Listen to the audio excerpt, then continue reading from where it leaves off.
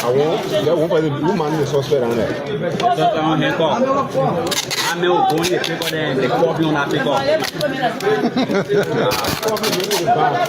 I'm coffee into the bar. Yeah. And they say, oh, I'm in a pin man.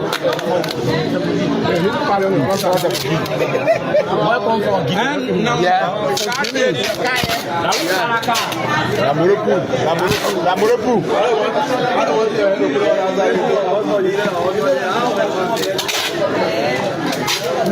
Eu vou deixar meu apoio de bem bem.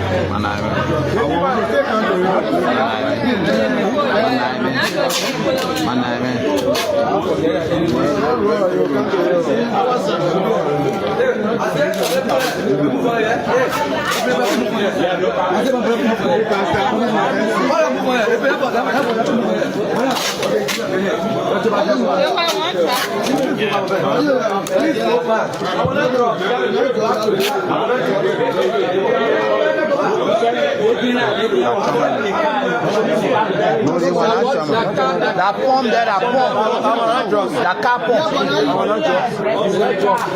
So what you saying? It should be place to place that people will see and get ready on it. You get what I want to go for them.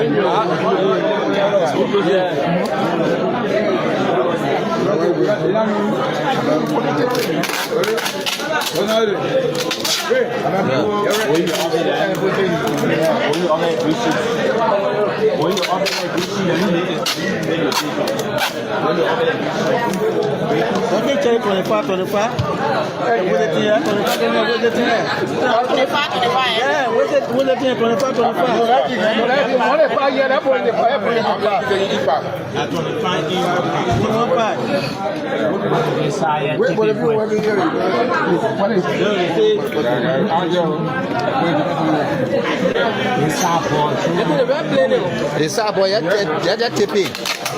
That lady, back on it, that tippy.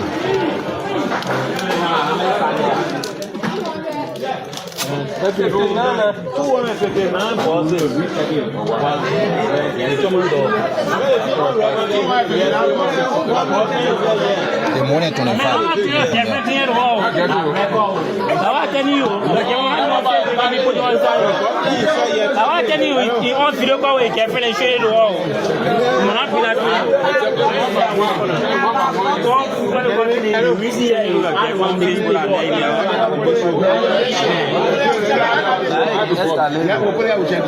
I love you, love us so much.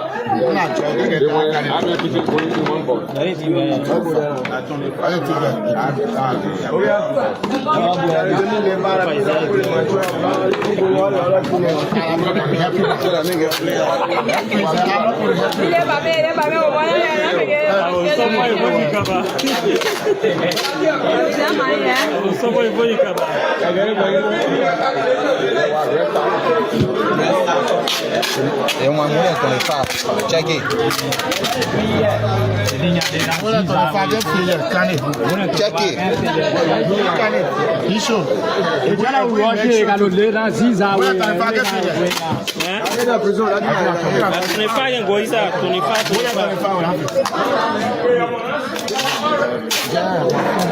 Mais le moins fini.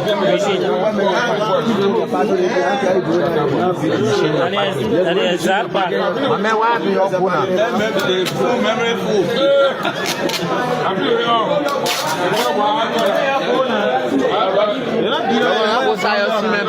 can carry news. What you gonna do here?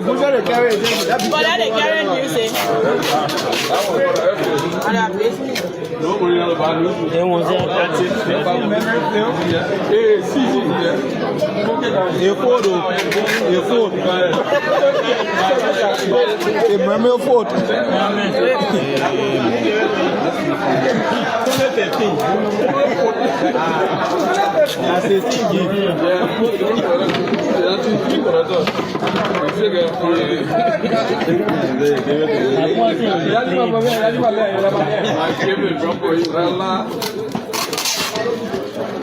I did. I don't want to say four and say crap. So the jacket to eat.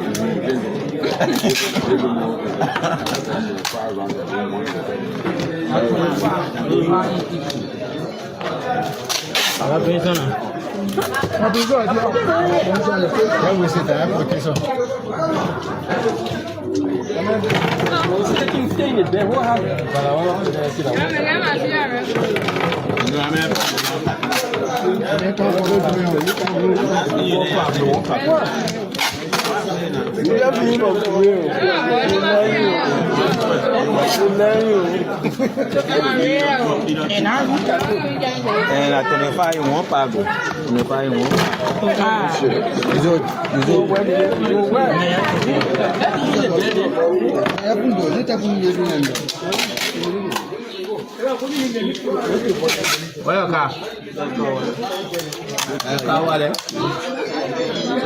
Go side or can go side, go side.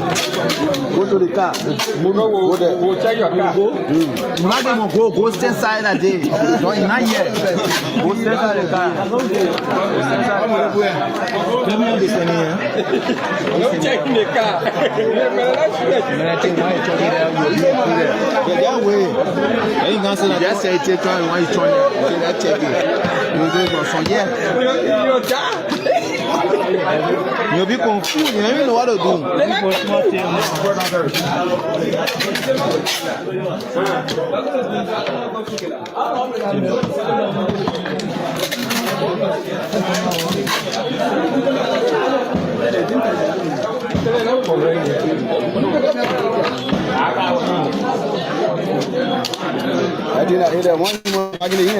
You won't be parking it now. Never be arranged.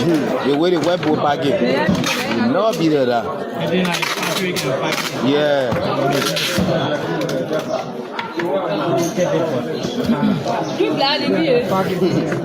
No.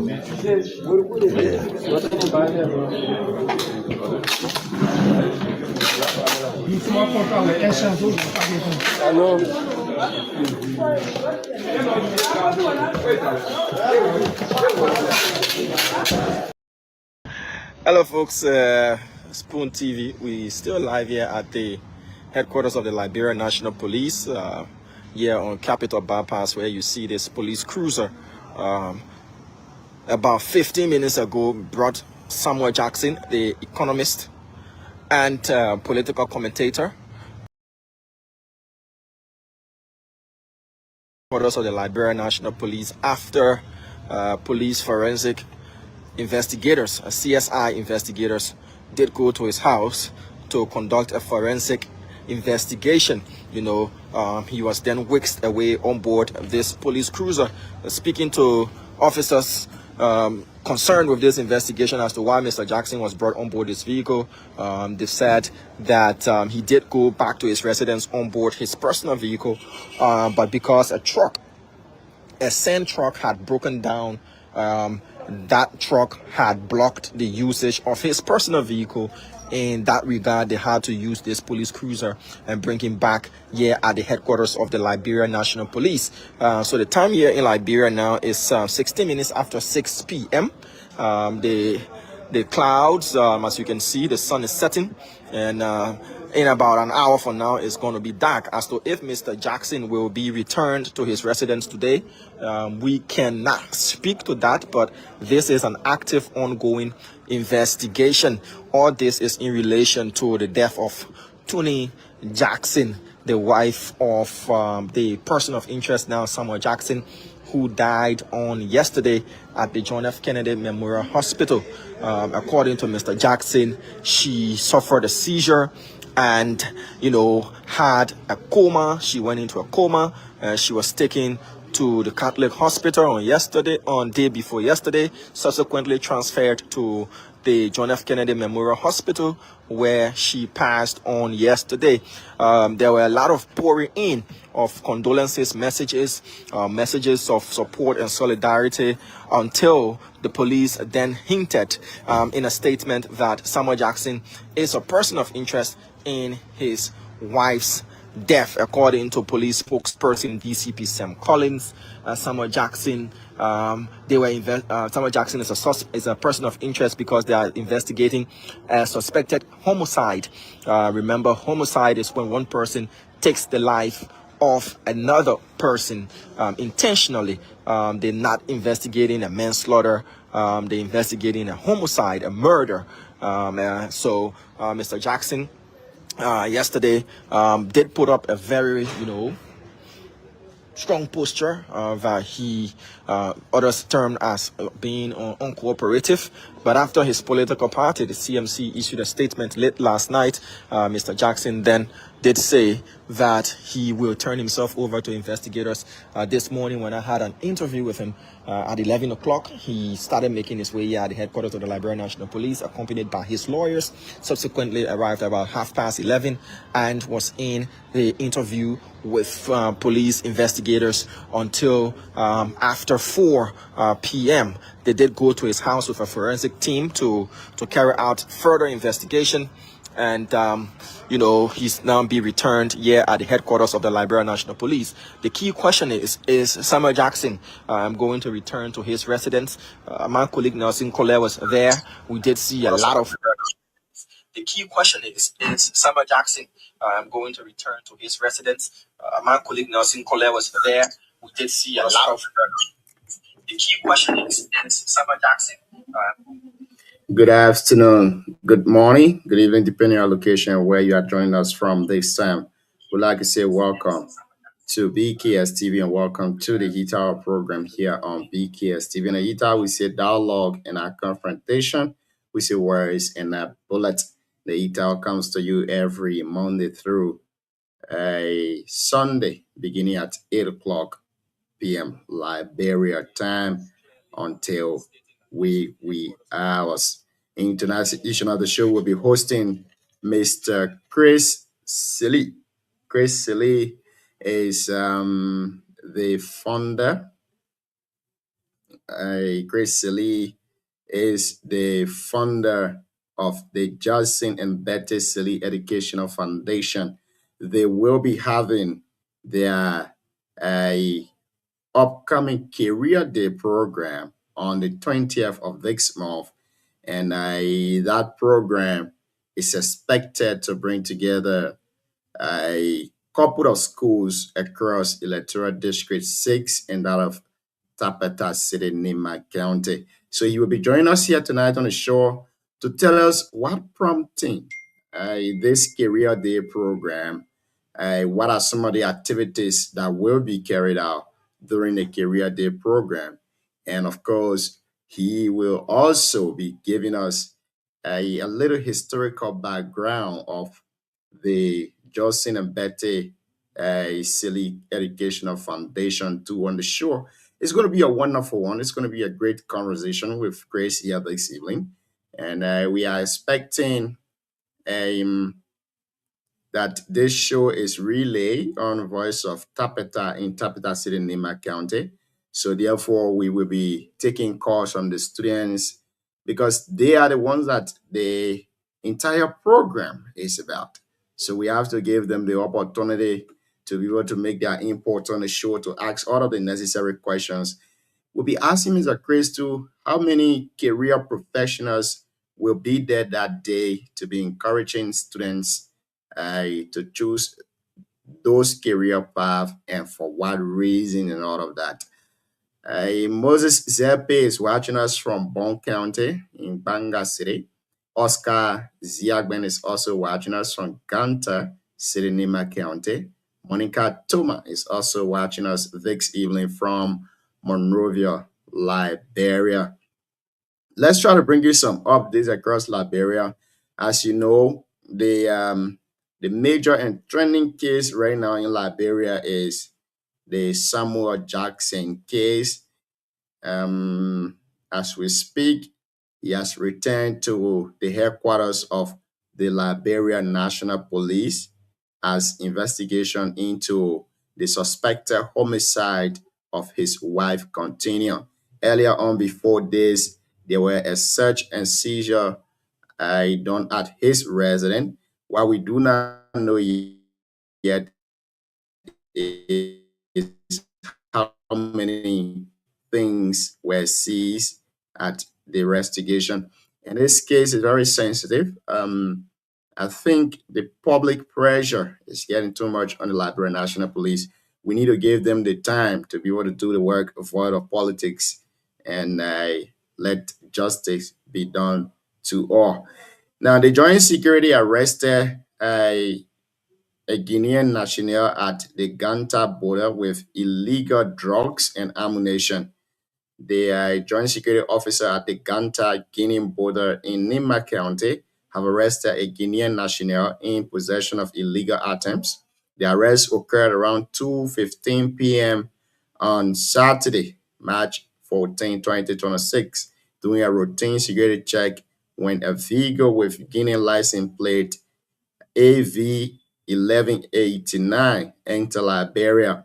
During the search, officers discovered 259 packs of tramadol and 29 packs of single barrel gun rounds. With the suspect is currently in police custody at the Ganta police station, while the seized items have been handed over to the relevant authorities for further investigation too as well.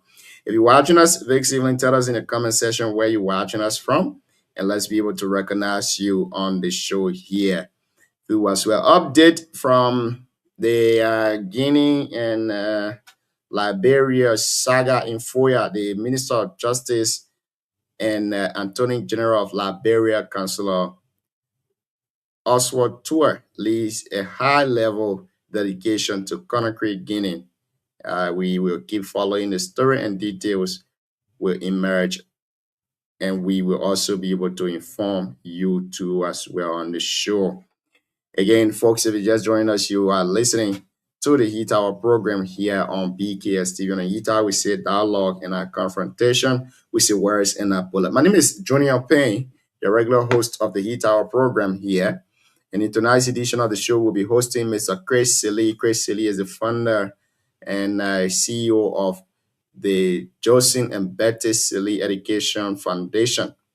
Chris will be joining us here tonight on the show to discuss the upcoming Career Day program organized by the Joseph and Betty Silly Education Foundation. That program is expected to take place in Tapeta City, Nima County, and it will be done on the 20th of this month.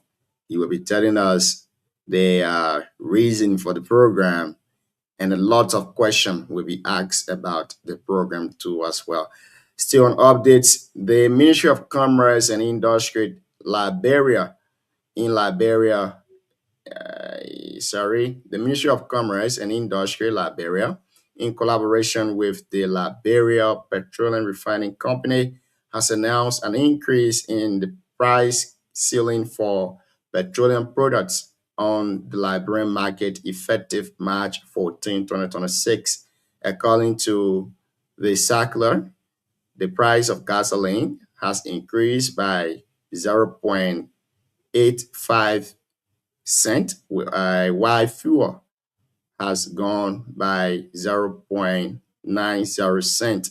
Under the new pricing structure, gasoline will retail at $4.87 or 910 Liberian dollars per gallon, while fuel will sell at 5.78 or 1,080 Liberian dollar per gallon. Authority says the inspectorate team of the Ministry of Commerce and Industry Liberia will closely monitor the market to ensure compliance and prevent arbitrary increases by petroleum dealers.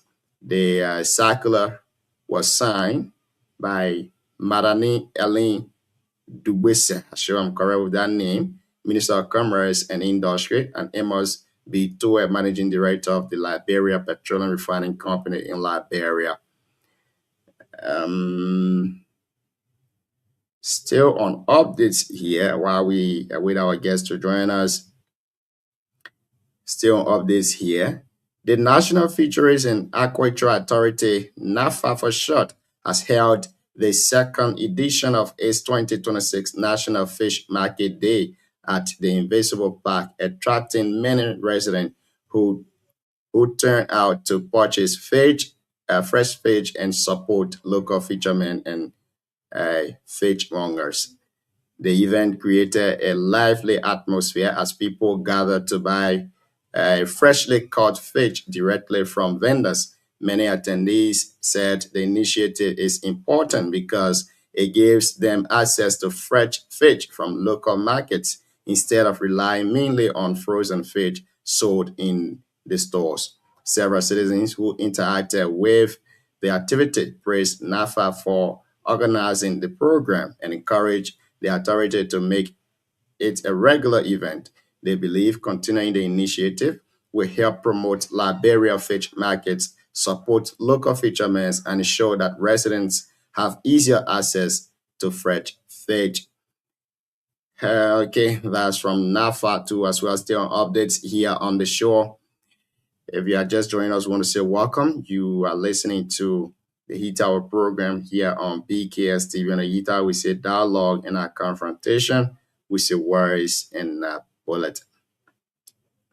We will go for this break, and when we come back, we'll be ushering our guests in the studio. And of course, we will get started with the conversation here tonight. 17 minutes past 8 o'clock in Liberia. My friend and brother Genesis by me is watching us from Bond County. Genesis, welcome to the show here, Vix Ealing. It's a pleasure to have you here too as well. Let's go for this break. We'll be right back. Still with us. Yeah.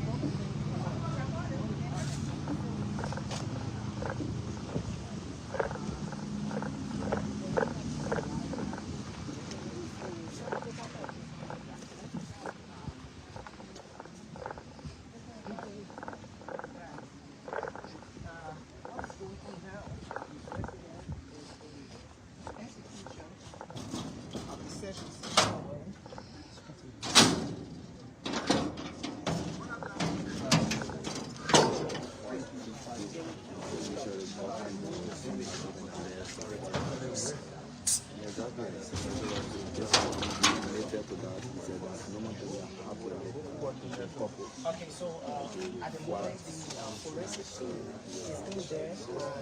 There is currently execution of the seizure work. There is currently a pleasant good evening from Monrovia. I'd like to welcome all of you to this very special interview live at the headquarters of the Liberia National Police.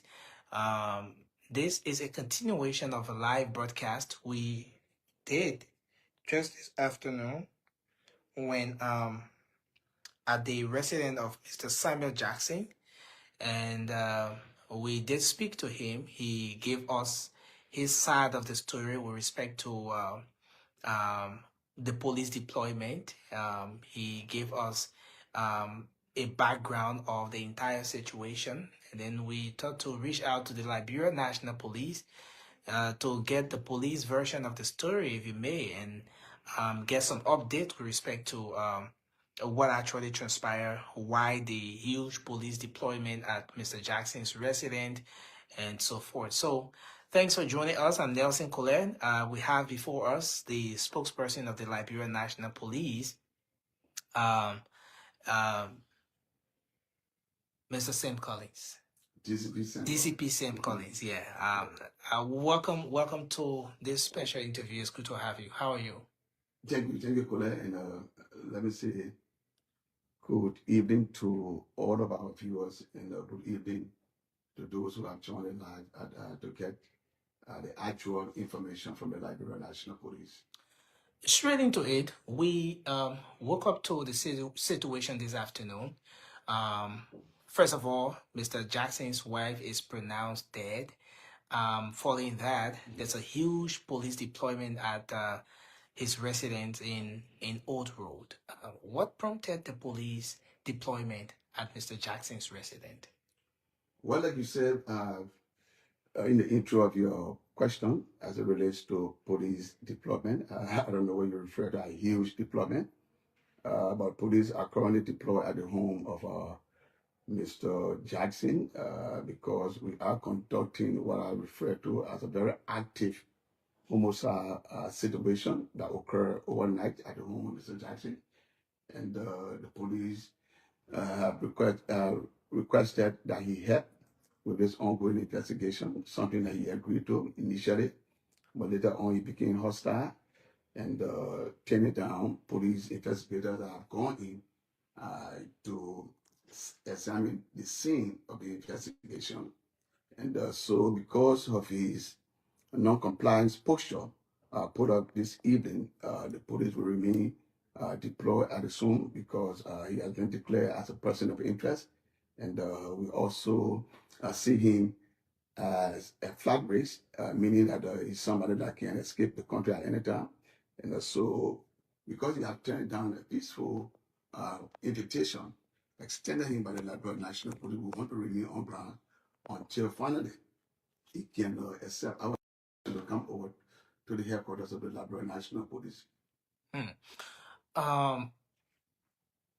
So where are we now with respect to this entire process? Because you just mentioned an active homicide investigation that's ongoing. Where are we now? Is going pretty close to maybe 18 or 20 hours since the pronouncement was made. Well, like you said initially, during the beginning of this interview, you talked about deployment. I assume that I agreed to that. Yes, indeed, we have officers deployed within the home or the vicinity of the zone.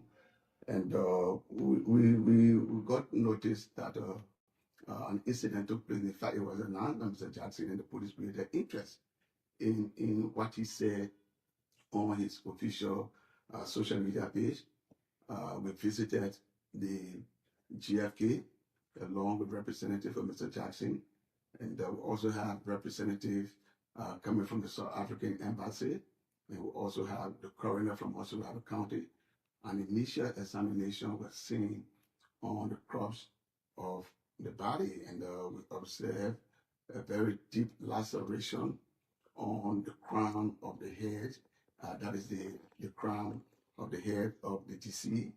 And so we got interested in the carry on further investigation, and we saw what appeared to be bruises on the crops of the body. Bruises? Yeah, that show some form of domestic assault.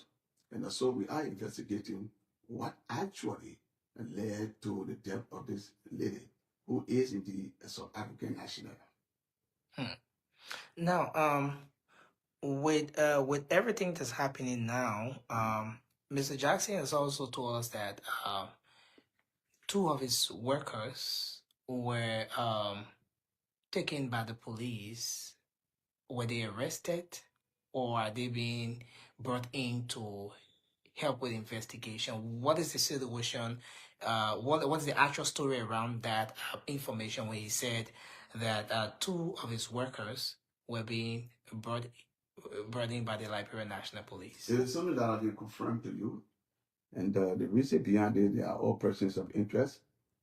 We've been informed by Mr. Jackson himself that those that were brought in by the Liberia National Police helped to clean up what appeared to be blood on the scene of the incident. And if you give us that kind of information, we have to create interest into it. And so those two individuals are actually person of interest, including Mr. Jackson. So that is the reason why they were brought into the police department. I want to get that part. The two individuals, were they the ones who admitted to cleaning the blood, or was it Mr. Jackson who said that they did? The information was that Mr. Jackson also alluded, and so they were brought in by the police department as person of interest. Now, let me make this clear. You could be invited as a person of interest. It does not necessarily mean that you are under arrest. Now, when the police start to speak to a person of interest and the police establish grounds that can lead to an arrest, you'll be informed that you are under arrest. So those persons that the police have spoken to them and the police have brought in, let the public be assured or let the public be informed that they are individuals of interest, helping the police with this investigation until later. At some point, he mentioned that there was a visitation at the mall and some investigation, forensic investigation or whatever was conducted on the remains of his wife without his consent. How true is that information? We are investigating an alleged homicide. We do not need the consent of Mr. Jackson. Mr. Jackson has been declared by the Liberia National Police as a person of interest.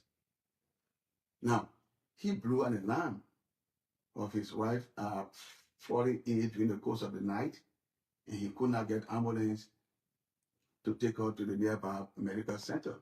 That is a concern. He should be the one assisting the police to carry on the necessary investigation.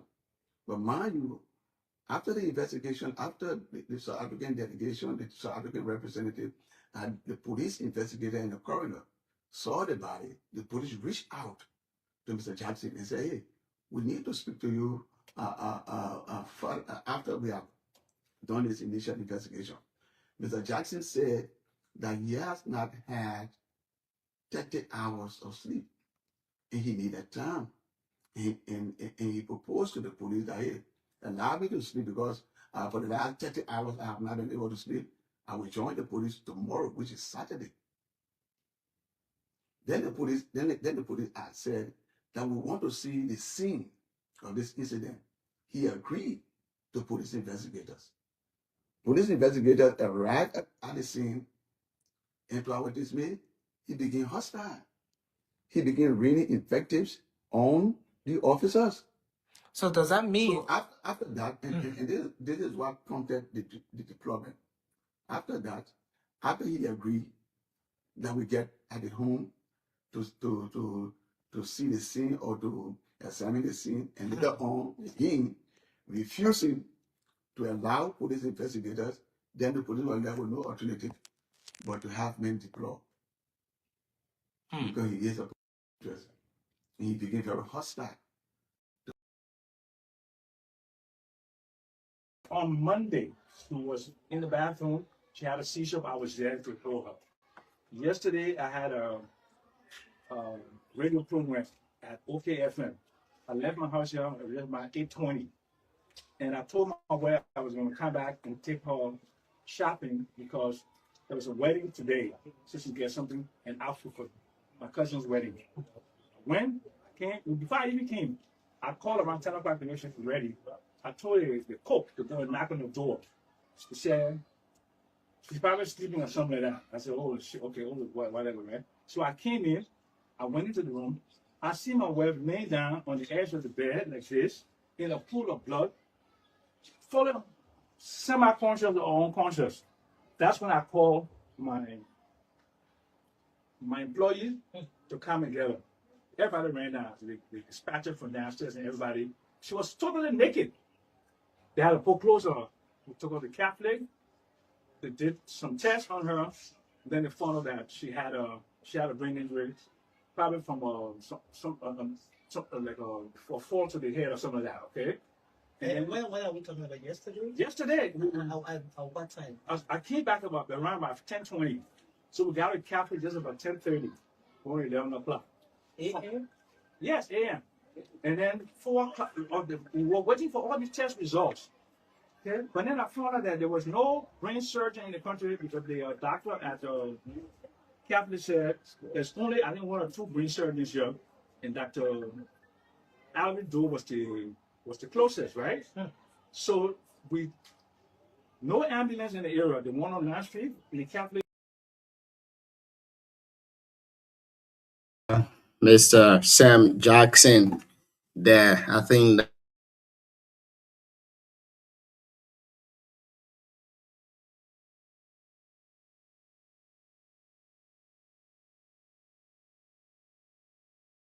that's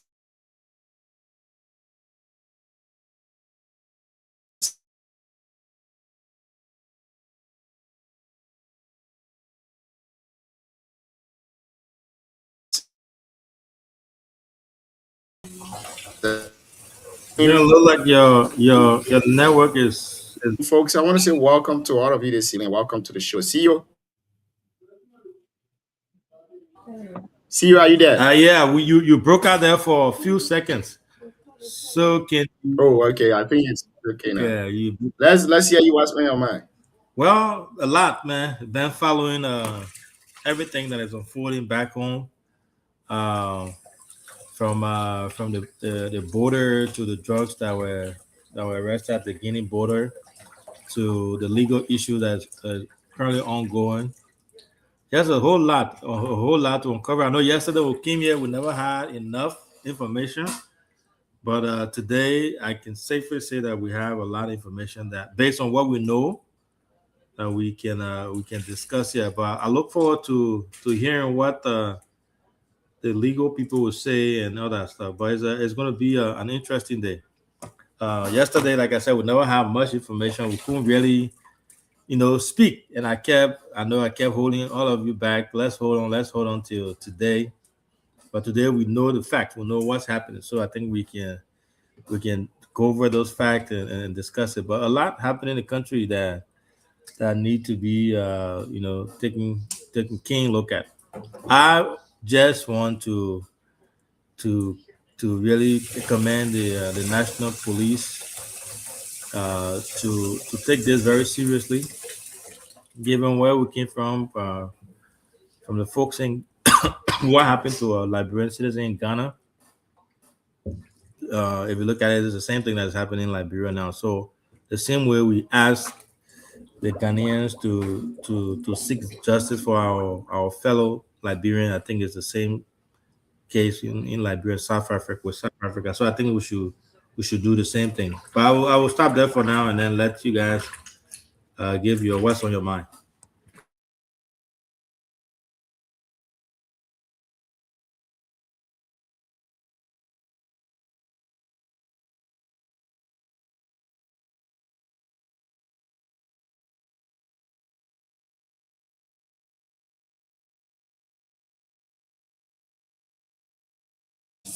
Jerry there?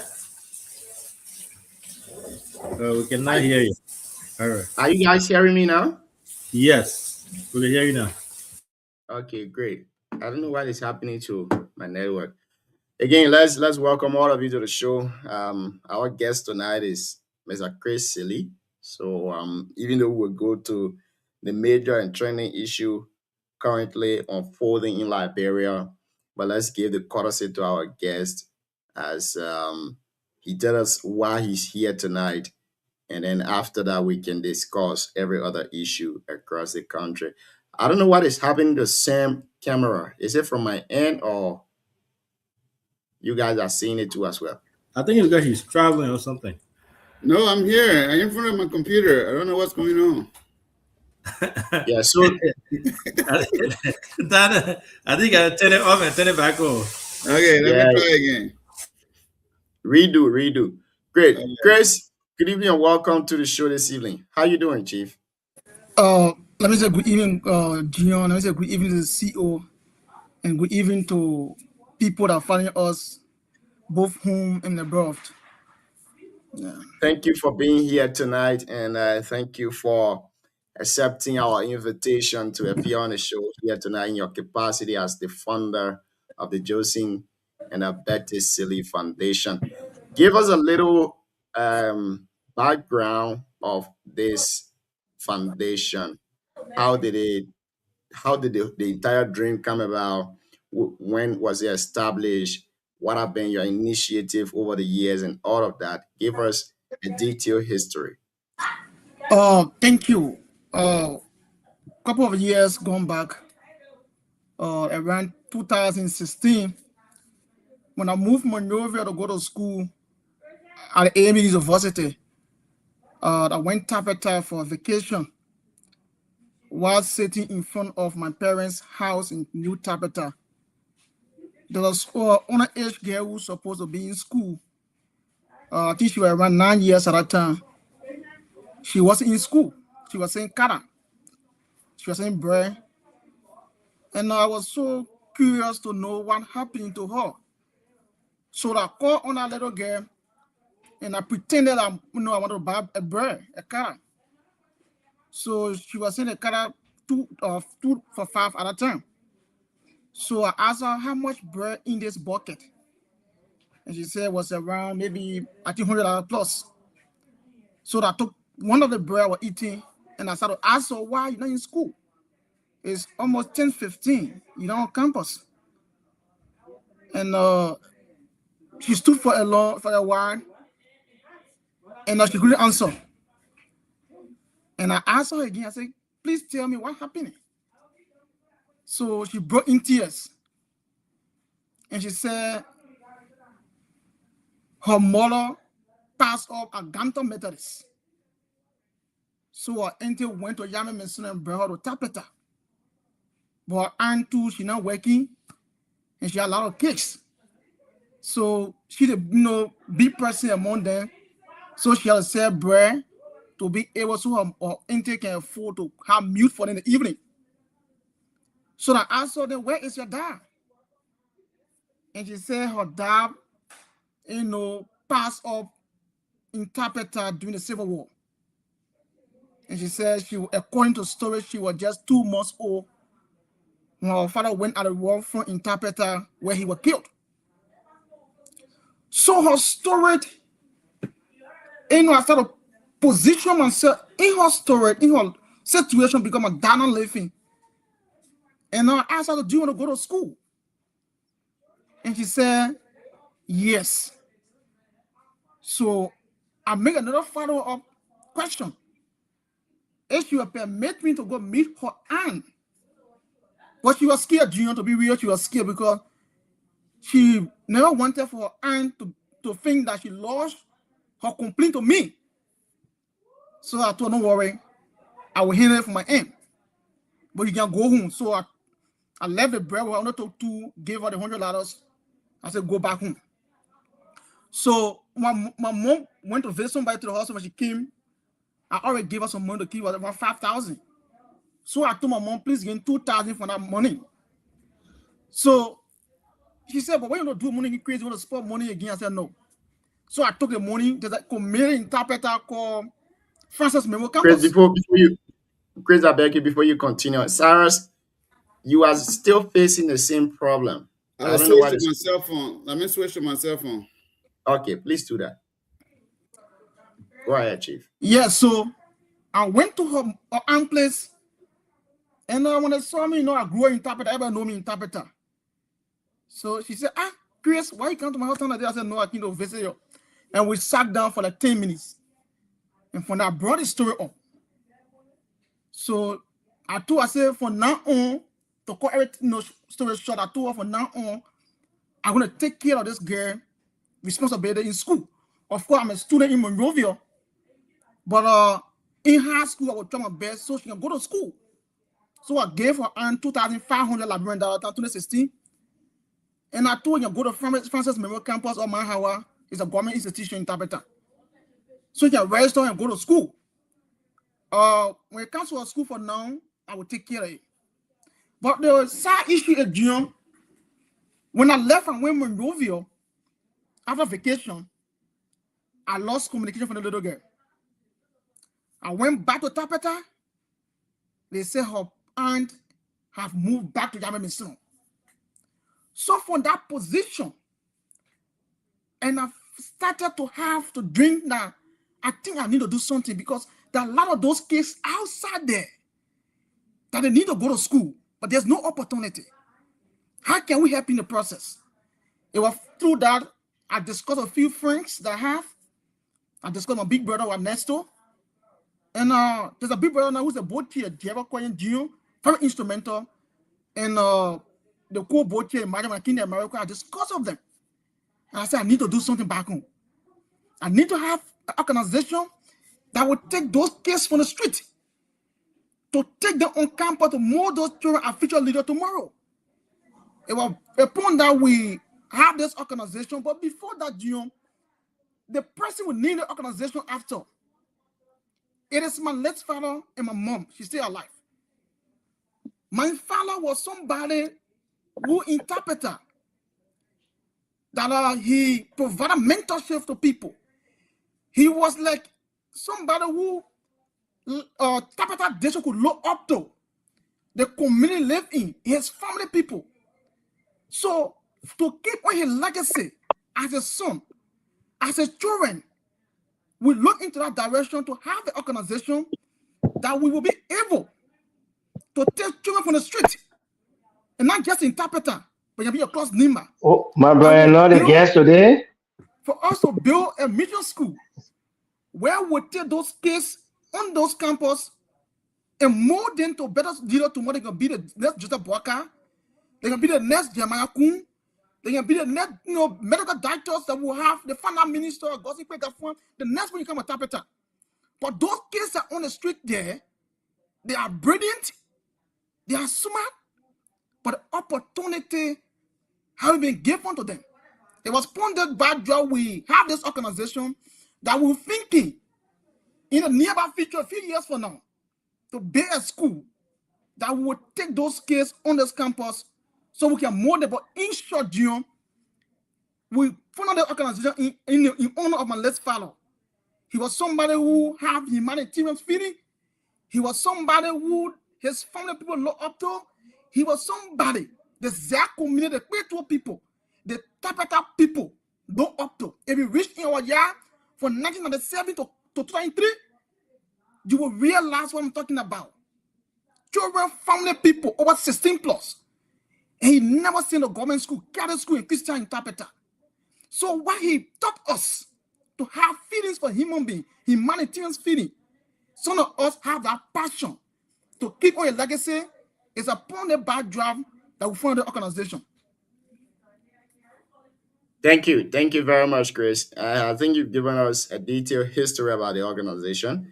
Now, this leads me to my next question, which is about the program that is scheduled for the 20th of this month. You call it a Career Day program. What inspired that name, and what is the brain behind that whole Career Day thing? What will you guys be doing? Firstly, the reason we came up with that, I want to explain before I dive into the activities that will follow. Over the past few years, I've been in high school around 2011. May his soul rest in perpetual peace. The late Antonin Preston Kakaza, when he was the head of Tatuza, the king to Tapeta. And they provided mentorship. They have a day where they put the students after high school where to go. From 2011 to come, the survey in Tapeta district in Nima is a public record. One person left, or when you pass up around 2019 or 20, again, tattoos have been struggling. Now, over the years in Tapeta, students will leave from high school, will see their friends going to public administration in UA or AB, in the university around there. They will just go there. They will see their friends reading accounting. They will just go there. They will see their friends reading criminal justice. They will just go there without having the education or the guardians share that somebody will provide them. So in Tapeta, we observe that people enter university will take 7 years. For things to do for 4 years, it'll take 7 years because they'll spend 2 years so at the end of the day, to social another department. So the foundation did a survey. This was 2 years survey across the district.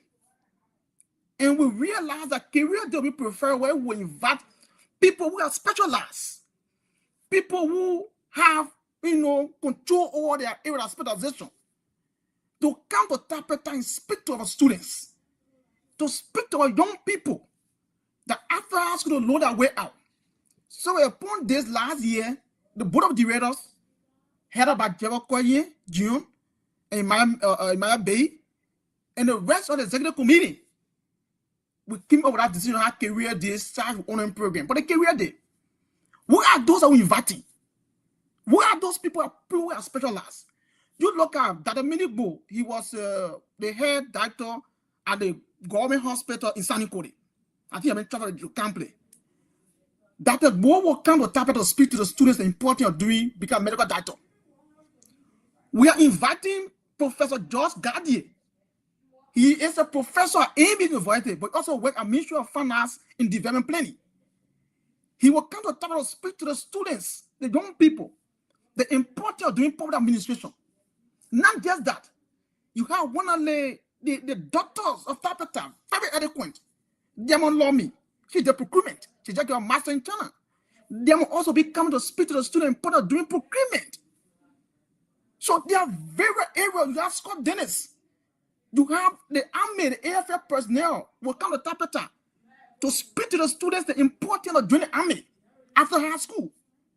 So there are institutions, there are people who are supposed to bring in the Tapeta to speak to our students, the young people, that after high school, take this direction. People just go to university because they think that they want to school 70 or 80 in chemistry. They want to become a medical doctor. They don't know the way out. People think that they're in high school, they need to school 100 in algebra. They want to do accounting or economic. There are things that people have to know. So upon this background, we are organizing this. So we bring in people who are specialized. I hope Mr. Badi will be in Tapeta or in Labrador will invite to speak on the criminal justice aspect. Because we want people who are supposed to speak to the students to know that way out. Nima Kante will not be the Nima today in the next 10 years. How can we contribute that for our young people to know the way out, where to go after high school, Junior? Thank you. Is it the first time that you are having a career day program in Tapeta? Yes, the foundation, this is our first career day program because the foundation was funded 6 years now. But we were doing survey. Let us, before going to team, we do survey which project or what to be done that organization can do. So it was 2 years survey we're on. Yeah. So this career day program, how many students are you anticipating of receiving that day, and what is your expectation after they have leave from that program? What do you expect from them? We looking at, because the 4 high schools in Tapeta, government school, the government school don't have A, B, I think C. So we're not just restricting it to 12th grade, but we are restricting it to senior high session. That means from 10th grade to 12th grade. So we are looking around maybe around 700 plus students to come out. And we expecting that people who in the senior high session in the 12th grade, that they will make news after this opportunity, after they have done with their wives, so they can know their way out. But we hope that speakers are going to speak to those students. They will be encouraged to take both steps after high school. In total, how many speakers have you invited? We anticipating, because we send out 12 communication. So out of 12, we have received feedback from 10 person now. But also the board here, who is the chief editor of Front Page Africa, is also the mass communication. So that person who want to speak on that aspect, he answered the country running in South Africa. But it depends. If he's not around, the board here also stay in that gap. But we are looking at 12 speakers. Great. The name Chris Sealy is associated with politics. How different is Chris Sealy from the Joseph and Betty Sealy Foundation? Is Junior, it a political institution? Are you running politics? Uh, are you? uh, yeah. In your question, Junior. In your question.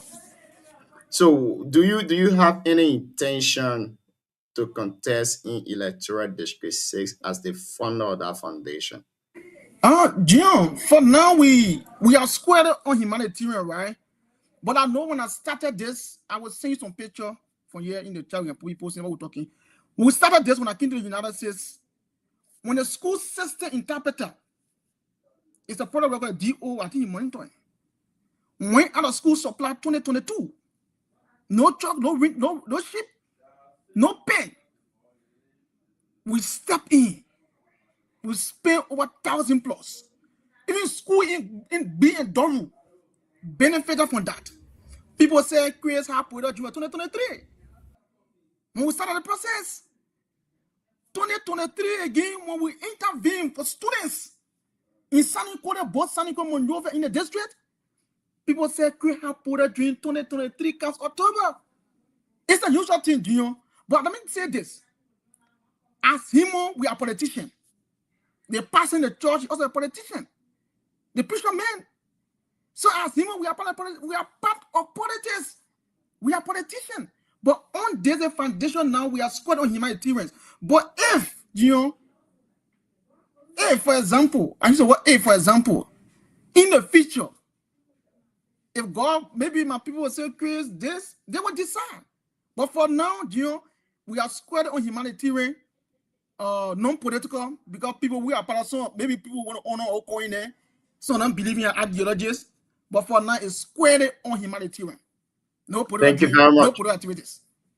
Thank you very much. Again, folks, if you are just joining us here tonight, you're listening to the Heat Hour program here on BKS TV. On the Heat Hour, we see dialogue and our confrontation. We see words in a bullet.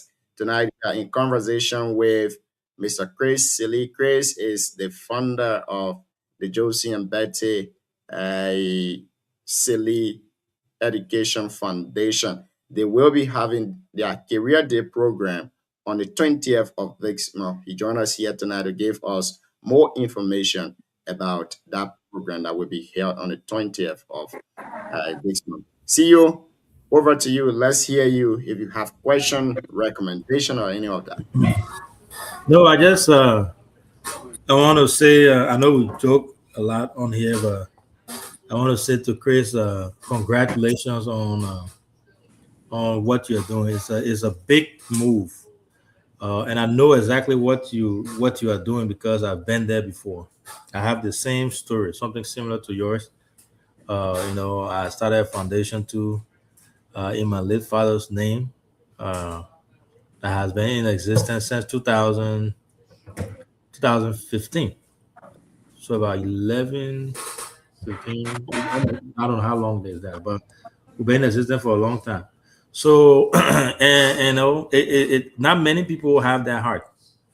Not many people come to this country and decide to give back the way in which you are doing, regardless of the motive, regardless of what people will say. The people that are benefiting, they don't care if you're a politician or not. They only care they only care about the benefit. And empowering the next generation is a huge deal. One of the biggest thing there is we who do it, we don't have much, right? We do the little, we do it with the little that we have, and that says it all. We have people who are in this country who came here long time ago, who have way more money. They got bigger jobs and a lot of income, but they don't do what you're doing. So it's the heart that God looks at. It's the heart that the people also look at. Tomorrow there will be kids. There will be doctors, lawyers who will come out tomorrow and say, "Man, I was able to go to school because of one Chris Silly." Uh, I had this unique story. One time we were going to Nimba. We were going to Buto. Every time I go library, I go to my village. I was on my way there, and then we stopped in Ban. My boys and I were just having conversation in the center of the town, and then one young guy, he came to me. I think there was two of them. He came to me and he said, he was trying to talk to me, but other folks were talking to me, but he stood there for almost 10, 15 minutes. And then finally came to me. He said, Mr. Seka, I want to say thank you because it's been I've tried to get in touch with you, but no way. But I'm one of the beneficiaries of your scholarship. My parents did not have money to send me to school. I was at Nima University and things were really hard. But when your scholarship, they call it financial aid. When financial aid kicked in, I was able to benefit from it. And today, I can tell you, I was able to graduate because of that financial aid. Now, I'm teaching at he called the place name. So there's someone I don't even know. I don't even know him. I didn't know him. It was someone I just on the list. So you will get a lot of people question your motive. You will get a lot of hiccups on the way. It's not easy. I can tell you that for sure. Spending money on school fees and stuff is not easy. You will get a lot of challenges, but I want you to keep your head up and look at the bigger goal. When you are doing it, always think about your father, think about the legacy, and then think about what he would do if he were living, and be proud of yourself. I know, like I said, I know we joke a lot, but it means a lot because I've been there. So I want to say congratulations to you. Continue to do the good work, and I pray and hope that the program is successful. And I pray and hope that the beneficiaries will turn around and give back to the community, the society, the country at large. Based on that, and they should not forget about Christy Lee. Yeah, so that's Thank my you. Thank you. recommendation to you. All right. Thank you, CEO Chris. You want to respond to that? Let's welcome Mr. Siawate Zogia to the show. Siawate, welcome. And I also want to welcome Mr. Sam Saras Bali. I think Sam is facing some technical problem today. So we're giving the time to make his input before he get harmonized. I don't know. Chris, let's hear you, Chief. Thank you, CEO. Thank you for your encouragement. Thank you for your motivation. As you say, it's a very tough thing. A lot of things sometimes we do outside the other foundation. Along the year you have foundation, it's a lot, CEO. It's a lot. Some will go through on a daily basis. Students that some we pay their fees. When you say senior, I don't seen it before. But we still have to do it. As I said, let me hear this. So why is it CEO spoken? My late father never left any bank account with us that will have money. He never left any rubber plantation for us. No cocoa farm. But what he left with us that I continue to tell people is humanity. He left the feeling for him with us. He taught us how to help people. He taught us how to share. And besides that, sometimes a friend used to tell him, oh man, I go low fire, go boom, and go do company job. He said, no. My company, I'm a children. I invest more time into them. And he sent out to good school, the Catholic school and the Christian school interpreter. No matter children who came to stay with him, from Petro and from who is there, he never pick and choose. He sent everyone out of Catholic school and Christian interpreter. He was somebody who had a feeling for humanity. So as his children, we want to keep a legacy. And we pray to God that our legacy will continue and we'll have a school interpreter that will go to the village and take children to can live on our campus so we can move in a better society tomorrow so the legacies can continue. So thank you, CEO. I do appreciate it. Thank you. Mr. Sam, let's hear you. If you got a question, you can ask two on this round. CEO Siawate, my younger brother, the away to Amanda family. It's great to be here with you. Serving as a guest today, I guess. Today I met you, Sam, you gotta go easy. You see, I never even hit the man. I just went straight to the thing today. I'm making you today. I met you. So I want to believe that's the reason why my internet is not connecting. My computer is not showing my picture. because you're serving as our guest today. I think I know why. Why? On your laptop, it Yeah, got a camera switch off and on. Make yeah, sure it's in the on position on the laptop. The top of it. yeah. Just like blinking, blinking, blinking. You see the flip that there? Yeah, Flip it to the other side. yeah. There you go. Then your camera on now. So I will turn it on in a little bit. Yeah, But boy. Chris, that one thing I don't like, people calling me now. You see, people can be calling me that one I like using my phone. But Chris is good. Let's be honest. Why it's true that sometimes we talk what we talk, and as a big brother to all of you, I joke with you guys. But when I see the innovation, the the humanitarian job you are doing, I know you spoke to me about this way back, and I said, okay, yeah, go ahead. So it's great. Oh my goodness. Crazy. It's good to believe, in yourself, believe in other people, and put your resources on the line for other people. Chris, it takes people with good heart to do that. It's not everybody can do it. I listened to CEO, he said clearly that people, sometimes people with mass money, they don't go that direction, and people with less money will take that direction. Yes, I think the Bible say rich man, all they think about is to get more money. When you get that 1 million today, your goal is to get another 2 million, 3 million, 4 million to claim up. So you're taking when you're taking $2 out of your million, you just want to know where you're going.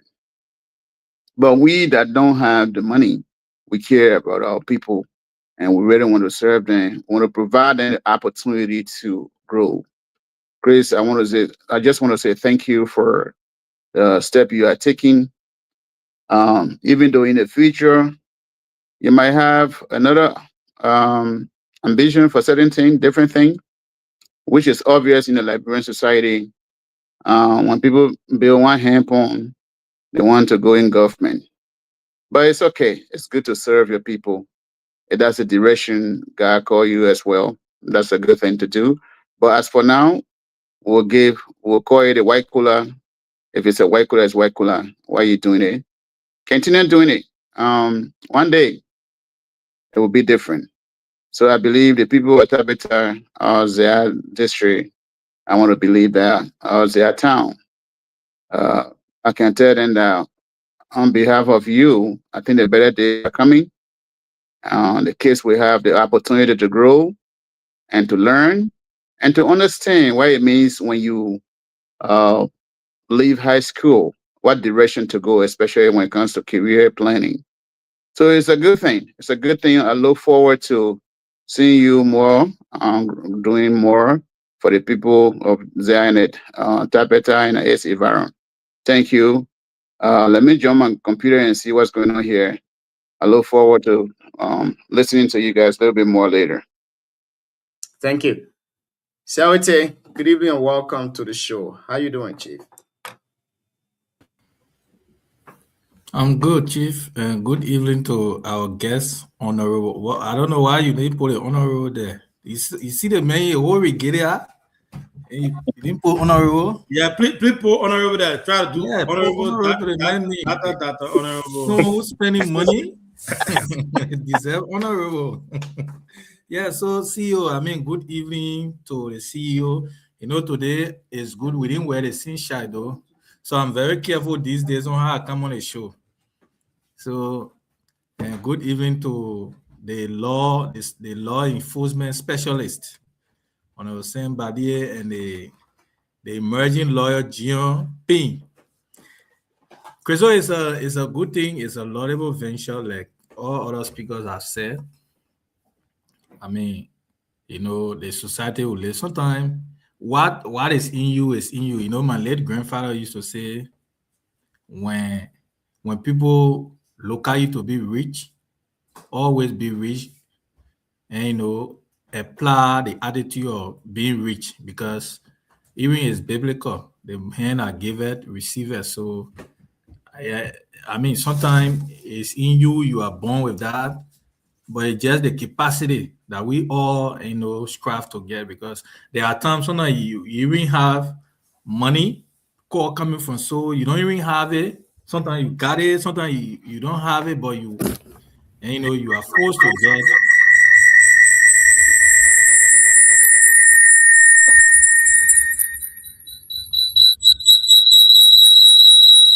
Yeah, you have to get that same go out and just log straight from a computer. Yeah, so like I was saying, you don't have to get the whole maybe bank account before you help people, like other speakers have said. I was saying, and then the computer started to disturb. So, like I said, my late grandfather, I'm in sorry your to dad, okay say, now. Thank you. me, while you bow me, I'm a boker, but boker, pie. So, I mean, it's biblical, like I said, the hand I give, receive. So sometimes some of these things, regardless of the environment, I mean, sometimes people won't appreciate the little that you do. They will want to. I mean, that's our society. Sometimes the good you do, people won't appreciate it. People will say that and make all sort of remarks. But what I want to say is, once you are called for that, you had to do. The people that came down in 2015 when he came to start our organization was not easy. I'm a witness. We're up and down. The people fear you're going to contest. The 2017 election was coming. All kind of conversation. So, but I mean, at the end of the day, So you try, but hold on. So you try to insinuate that 2029 is coming, Christmas, no, no, no, no, no. right? What I'm saying, I'm just setting an example of the challenges you face. I'm just When joking. when I'm you just joking. started the conversation, when you started the foundation, because I know it was not easy to even build a radio, to even get the radio station. I call it the Frequency. frequency. It was not easy. Calls from so and so and so up and down in Morovia. So I'm just giving these, historical stuff to know that it sometimes will be a challenge. But once you are up for something, you are up for it. You got a passion for what you want to do, regardless of what the future holds for me. I don't think on that, but there must be contribution somewhere to trigger that. There should be something happening to trigger something. So even if today the argument, what I want to say is to just encourage you and continue. But I wanted to ask you a few questions. I don't know whether people have asked, but for some clarity, I want you to go, because is it you say a career day, right? Yeah, a career For the online program. Oh, okay. So the foundation, what I wanted to know now is, what's the scope of the foundation for now? Because the reason I'm asking this question, if they say they are paying, for example, like a fees for student, does it have a limit, the scope of the humanitarian support? Because sometimes that's where people need support. How is it? How selections are done? In terms of contribution to students and what have you. That's the first question. Thank you. We there's a process that people know follows. We for now what we do is we first look at people who don't have the hand, what their parents are struggling is another criteria. We also look at, and people who will also maintain maybe from 85 upward we also look at. So they are various. Some people that parents have the hand, but they can maintain that average. One. And next one is some people they don't have the opportunity to go to school. The parents don't have the opportunity. We're also looking that direction. So there are various steps that will follow in selecting people who will be beneficial, for the foundation. These are things we look at. Like in Monrovia, like in San Nicolas, those kids or the few of those students that we have in San Nicolas right now, they left from Nimba or from Tapeta. They left from District 9. They moved up there. So they can't afford to pay that little fee at NCCC. Even to get food to eat in San Nicolas is tough thing. So no pop in with food. sometimes when the semester coming, we look at maybe if like 15% we have the 15%. We can't do all. We can't do all. But the little we can do, we continue to provide that for our people. We pray that we get more opportunity so we can be able to do more. But it is issue that the board of directors also looking at right now, that those criteria for now we can't be too tough on it right now. But as time goes back, the board of directors will look into that so we can be able to, for people to be certified across the dark. Yeah. Yeah, I think you answered some. What the reason I'm asking you this question is it's an humanitarian gesture you are doing. But the reason I'm asking you this question is the target for your project, for example, every semester. So maybe within a year time, if you are targeting District 6 or Tapeta, what are the number of persons? The reason I'm asking this question is because you are not there. And sometimes people need sport for some reason. So maybe the guys that are on ground, whether you have a target that every school year or every semester you have a test and you have a set target for this and this category, this other category for high school, for university, and your overall. So that when you finish doing the recruitment for that semester, before people feel let down in terms of the category, like you're saying. Yeah, so to that, what we've been doing for the past, it was random selection, right? Before. But the board of directors are introduced new system that I want to talk too much on it because they are committee now who is head of that committee within the organization, the education committee. They have those rules, the criteria, how many students will be targeted for this year, for example. We took few in Monrovia, we took few in Tablet, we took few in San Nicolas. But all average right now we're looking at maybe next year, maybe it'll be around 100, for example, or 75 next year. But for now, we just did a random selection that are people who will think that we can help in the meantime. Because we are looking at being the school stuff I talk about. We are working after it right now. So there are things, very things the committee that within the organization we have, they're working on. But I can show you for next year upward, with the school year almost going to an end, we may likely be looking for 75 to 100. Yeah. Thank you. So my last, I don't know whether it will be question, but my last question, I think, let me just put it as a question. The recruitment process. I mean, your focus now is it about high school, about hearing university? I don't know whether I'm repeating the question. It's not just high school, but across both from university and high school. We took people from San Nicolas in Triple C. We have few students like the girl now who is part of the organization at fifth year. So we also do random selection like both in high school and university. But most of our beneficiaries now, when we look at the ratio, maybe around 51% in high school. Okay. So my last question to you, what's the main focus of your organization? I don't know whether someone have asked that question. Yeah, so the main focus is, as I said before, we look at humanitarian, we look at education, students who we think that we want to build institution to take children from the street to mold them. So we look at education area 1. 2, we are also looking at, there are people that what we are honoring, therefore we also is a part of our bylaw and constitution. There are people who have served community in Lima. Over 50 plus. There's a picture that don't drink and post that picture where you have that old man sitting man with Peter. There are some people who've been doing job, who've been serving the community over 50 years, 35 years in Lima. They haven't been recognized. The foundation for the past 3 years, we've been recognizing those people. So we have what we call appreciation, also part of our organization where every year we do like a award ceremony to people who have contributed to society. Like I will give an example like Pa Harry Nguyen. I think we all know the Harry Nguyen in Nimba, in Liberia. How many from our end? He has been one of the tough sons of Nima. But how many times have Nima people recognized the efforts in government or outside the government?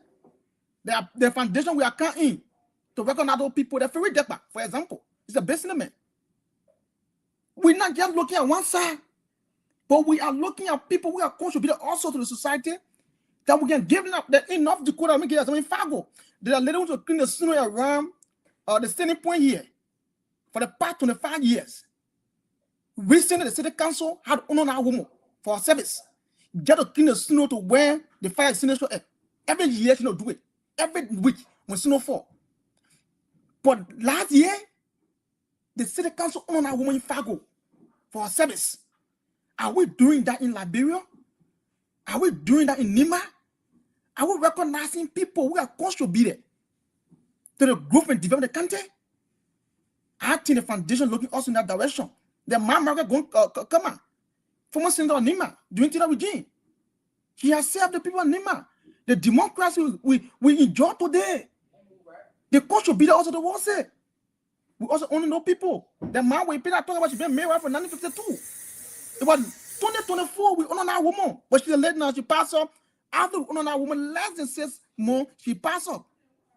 But there are a lot of things that foundation will keep doing. See, not just the education side, but as an education side, we also appreciate people who are contributed to the growth and development of Nimba and Liberia.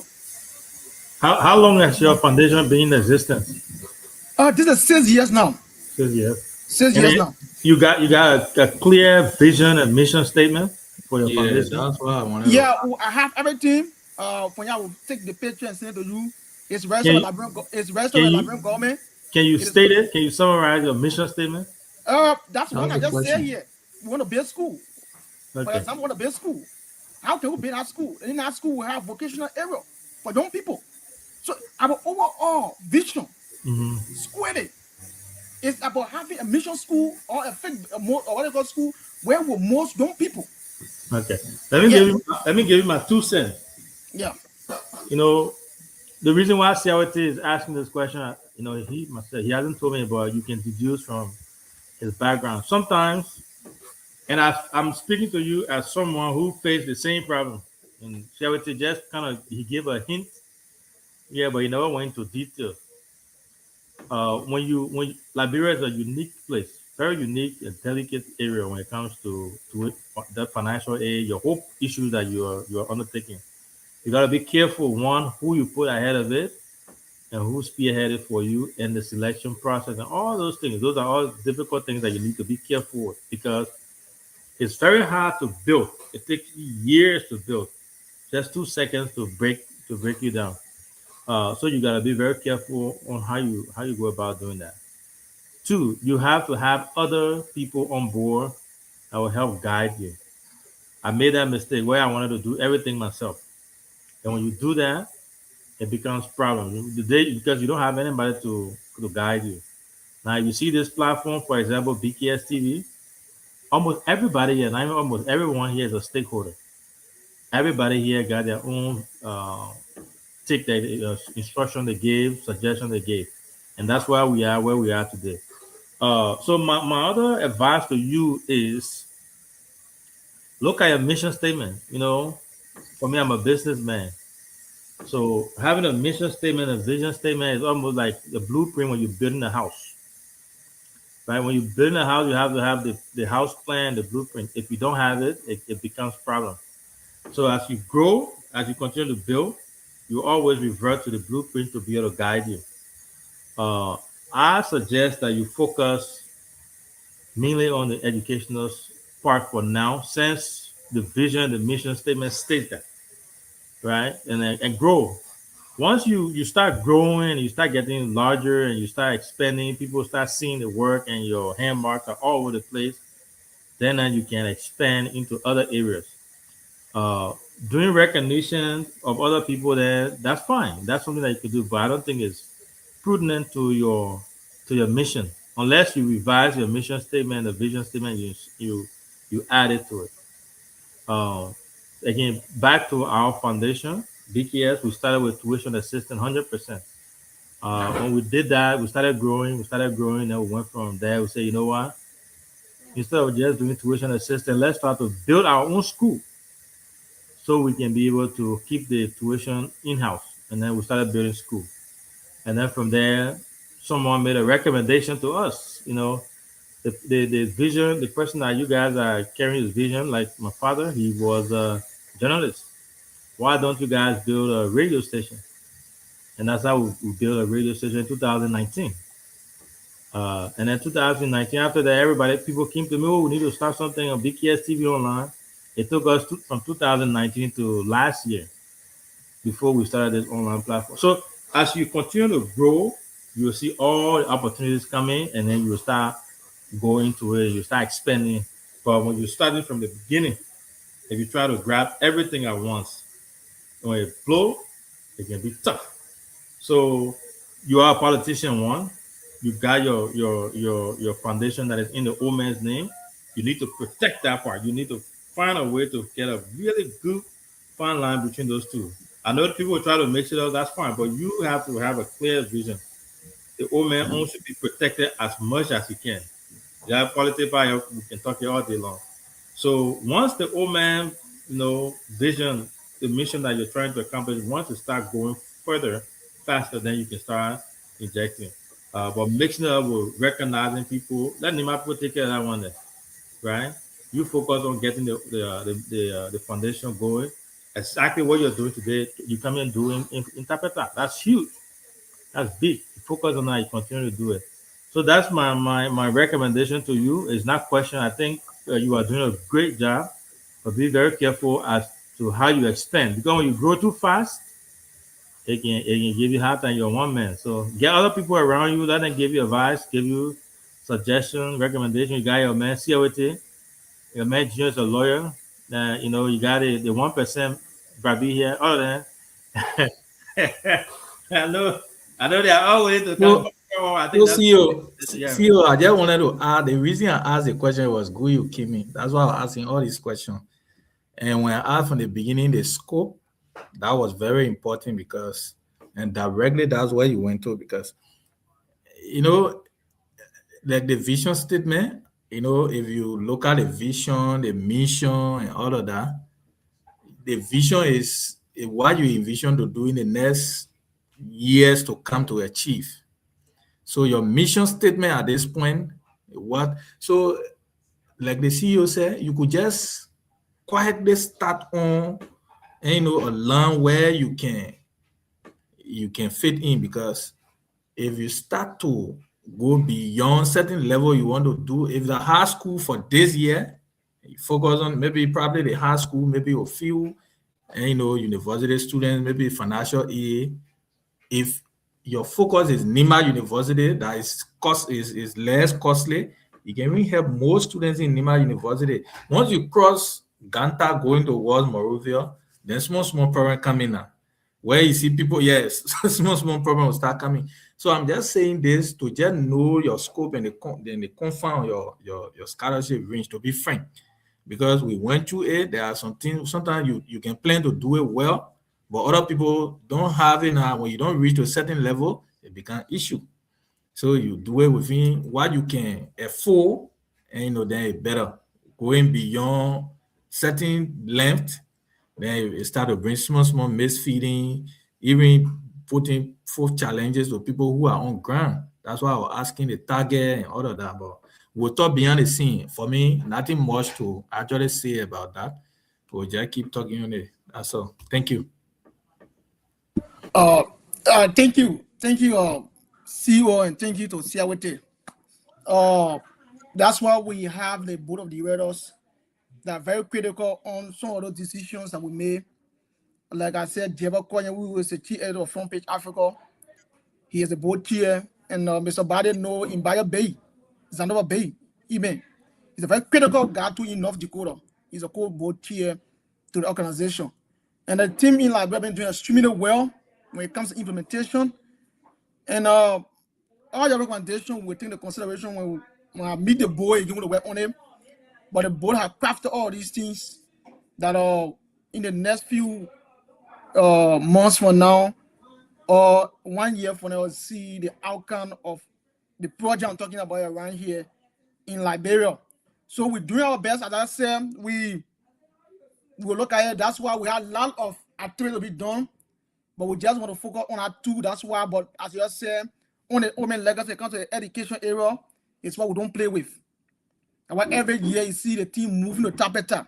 You see them organizing questions, debate, and other school activities, because it's a fundamental key point or agenda that we have for the foundation to do with that particular stuff. So again, that's it. And I'll take down the consultant, see who I'm going to wear towards it. Thank you.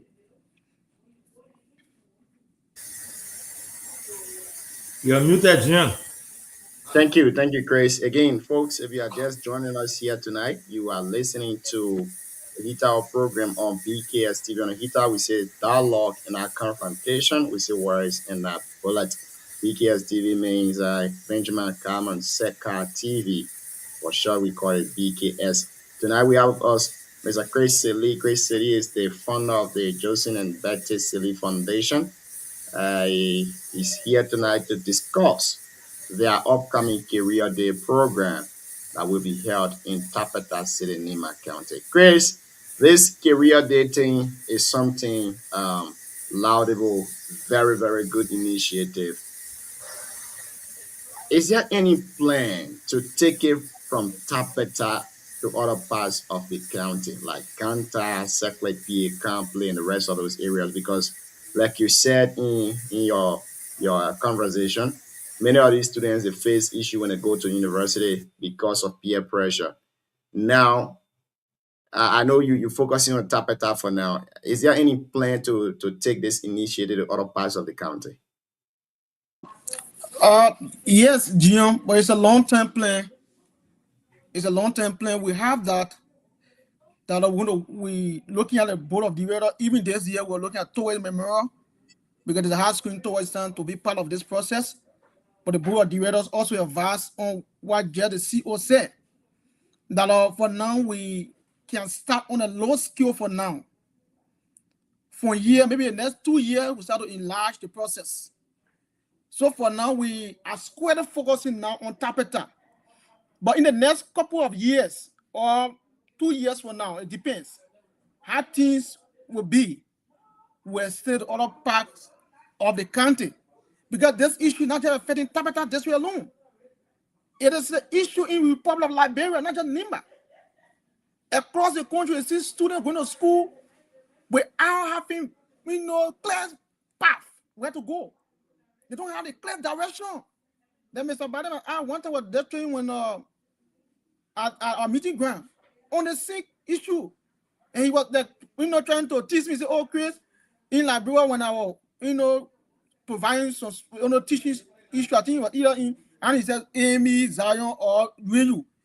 He was like saying that some of the students, they just come to class, they don't know which course they are doing. And I remember the other council many times saying that to me in the garage. So it's not just an issue that is confronting Tapeta.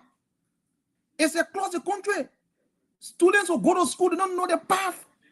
Then we think that Nima to be the center of education in Liberia, to challenge local county, or to be comparative. It is time now that we take the lead in Nima to start directing our young kids, our assemblies that coming after to know the rightful path where to go. Again, Gio, we will do that, but it's a long-term process, long term. We'll gradually get there one of these days. Thank you very much. Now, students that will be attending the program, what are some of the things after the career day, after the speaker have speak to them? What are some of the things that you guys will give back? Because many a time they will say, "Oh, when you attend the program, we'll give you certificate of attendance and all of that." Are there anything in place for that? What are some of the different things you will be giving to those students, like identification and stuff like that? Will you give them T-shirts or copybooks or any other thing? The foundation will provide a copybook. We're looking at things we're reaching it right now, but the teacher will not go across. The teacher will be with some of those staff from the various schools that will come out to bring the students. But our main objective is after the career day, the team will go back to Tapeta. We'll do another survey. It will be maybe at the end of the school year before they go for WAS. Maybe it will be around April, next month, at the end of April. Those people will go back to Tapeta and do survey how those students, the career they have impacted or what they think. Of course, we will not have the time where they will be able to explain much. Those students to give their feedback, but the foundation will go back to Tapeta and get the feedback of those students, how they feel about the activities. We'll ask from class to class, from campus to campus. Then the data from them will compare that data. Then will determine our next decision to make next year. Yeah. Thank you very much, Chris. Thank you for being here tonight. And again, the CEO have said it, other panelists and speakers have said it. What you're doing is wonderful. We appreciate that. We need more of you in Tapeta, in Nima County, because a lot is ongoing with students there. And your initiative, I must admit, is wonderful. I know people who have also faced similar situation and challenges when it comes to career chosen path. Many a times people will just say, oh, I see this man, he's a lawyer, so I want to go and do law. But they are not informed about the pros and cons about studying law and all of that. Similar thing attached to other courses like business management, medicine and surgery, and the rest of that. But you taking on the initiative to bring experts, to bring professionals who will tell those students what they need to know, how they need to prepare themselves before entering university, and those students will have the opportunity to ask them questions. I think it's a really good initiative, and I applaud you for that. Mr. Sam Saros Palier, before we take leave of our guests, anything from your end? Sam, are you there? Yes, I'm here. You can hear me? Yes, sir. Go ahead now. No, I'm saying there's nothing from my side at this point. Let's move forward if we can. Great, thank you, Chris, my man. You've done pretty well tonight, and our team will be with you in Tapeta on the 20th. Our team will follow, and we'll make sure that we cover the program. Every bit of the program will cover it, and we appreciate you. We want to applaud you for what you're doing. Keep on doing it. There will be challenges along the way, like the CEO said, but never give up. You are a man of purpose. My only fear for you now is, my man, you're a politician, man. I don't know how you can sustain the whole organization with your politics and all of that. I think you will have to step aside when the politics time reach, and then you let the people that will run the humanitarian organization run it, and then you do your politics. But thank you for being here tonight. In 2 minutes, give us a parting comment. Let me say thank you, Junior. Let me say thank you to the CEO and our fellow panelists for the opportunity for me to appear tonight as a guest. To our viewer, again, we just want to encourage our students in Tapeta, our students that we are doing this for. On the 20th, they'll come out, they'll come for the program. You'll come and listen to experts. You'll come and listen to people who are specialized to make a definite decision, a clear path after high school where to go. So again, to the people at Tapeta, let me say thank you. Over the past few weeks for the preparation, the city mayor in Tapeta, the superintendent, and the DO have been very instrumental making sure that this happen in Tapeta. So to the board of directors, headed by Jeva Kwadian, let's say thank you. I know it's a tough team, especially humanitarian work, where it's voluntary level that everybody do for you to be giving your time. It's a tough thing. But again, to the people that have been invited, on the 20th, come in Tapeta. To the Unico family from United States that will be there for the program. They're all invited. Again, let me thank the CEO. Like, the team will be there to cover the program. And history is on the line. History is about to be made in Tapeta. Because young people who are graduated from high school, some of them in Tapeta, they have been calling us. They don't know where to go. What kind of subject or what kind of course they're about to do, or what kind of vocation they can go. But again, that's why we bring in expert. The person from the armed force of Liberia, he's gonna be there because I remember 2 months ago, some of the young people from Tabata called me, they want to join the army. I said, I don't know anybody, I don't know the way out. Because I don't have connection with those people. Again, it's a rough time. The personnel director will be interpreter. Come and listen. Come and listen. The students come out. Come and learn and know your path, the way out. Don't be the one of those who grab from high school and go to university and spend good 2 years and change direction, go to different area, waste of resources. The time is right now. Right now is the time. Don't wait for tomorrow.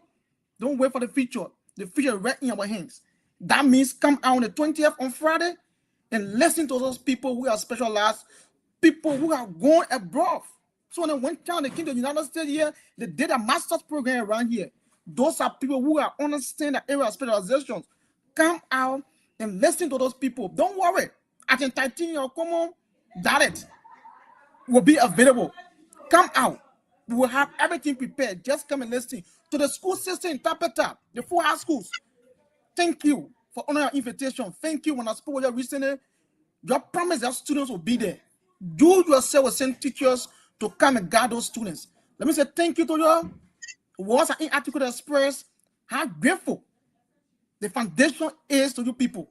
We will continue to provide opportunities. The little one God have, blessed us with that we have today, no matter where we find ourselves, we will always contribute. Jeremy said this. I started with this, and I will end with this. My late father, or our late father, never left any bank account that will have rich money into it. He never left cocoa farm for us. He never left river farm for us. But he left humanity. He left respect, what we call integrity with us. And the most important, learn how to share with people. Today we have come and will continue to do this interpreter because his legacy is important. And the CEO said, that legacy is what we're going to protect, and we'll continue to protect that interpreter. So tomorrow, the next Minister of Finance will be someone who will take from the street interpreter. Then the next 15 years, that person will become Finance Minister tomorrow for Liberia. Thank you, and thank you to the platform CEO, and thank you to everybody. Thank you very much. Now let's take away your cap of founder and C of Josephine and Betty Silly Foundation. Let's stay now to discuss the happenings across the country. Grace, the trending topic right now in Liberia is the issue of Mr. Samuel Jackson. As we speak, he's currently in police custody. He has now been elevated from a person of interest to a suspect. And investigation is still ongoing. According to police, they are investigating a probable homicide case. There have been no charges yet against Mr. Jackson, as I'm told. They are not charging yet officially, but he's in the custody of the Liberia National Police, including 2 other persons. Now, the police IG Gregory Coleman just spoke this evening with members of the press at the Liberia National Police headquarters in Monrovia.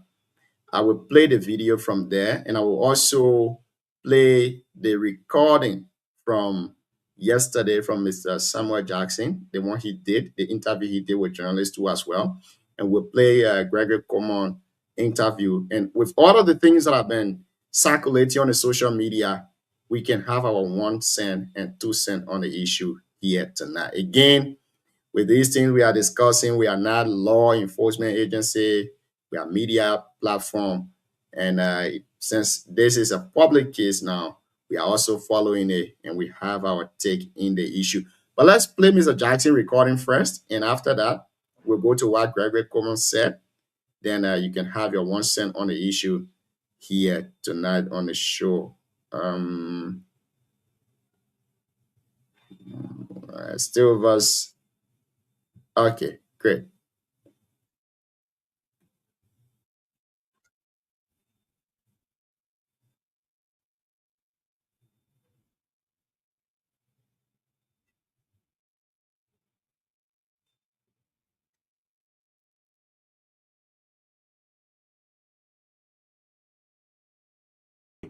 who was in the bathroom. She had a seizure. I was there to throw her. Yesterday, I had a radio program at OKFM. I left my house here about 8:20, and I told my wife I was going to come back and take her shopping because there was a wedding today, so she get something, an outfit for my cousin's wedding. When I came, before I even came, I called around 10 o'clock to make sure she's ready. I told her the cook to go and knock on the door. She said, she's probably sleeping or something like that. I said, oh, shit, okay, oh, whatever, right? So I came in, I went into the room. I see my wife laying down on the edge of the bed like this, in a pool of blood, fully semi-conscious or unconscious. That's when I called my employees to come and get her. Everybody ran down. They dispatched her from downstairs and everybody. She was totally naked. They had to put clothes on her. We took her to Catholic. They did some tests on her. Then they found out that she had a brain injury, probably from like a fall to the head or something like that. Okay. And when are we talking about? Yesterday? Yesterday. At what time? I came back around 10:20. So we got to Catholic just about 10:30 or 11 o'clock. A.M.? Yes, a.m. And then 4 o'clock, we were waiting for all the test results. Okay? But then I found out that there was no brain surgeon in the country because the doctor at the Catholic said there's only, I think, 1 or 2 brain surgeons here. And Dr. Alvin Doe was the closest, right? So no ambulance in the area. The one on 9th Street, in the Catholic.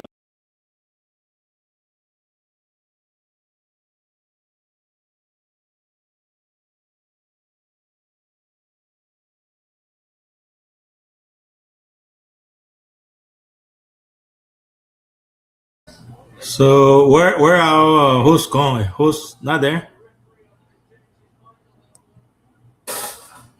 Okay, can you guys hear me?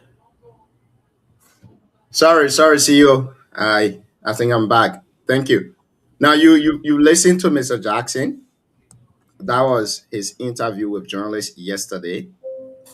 After he was declared person of interest. Now tonight, the police IG just said that they have turned him to a suspect instead of a person of interest, and this is what he had to say on the issue.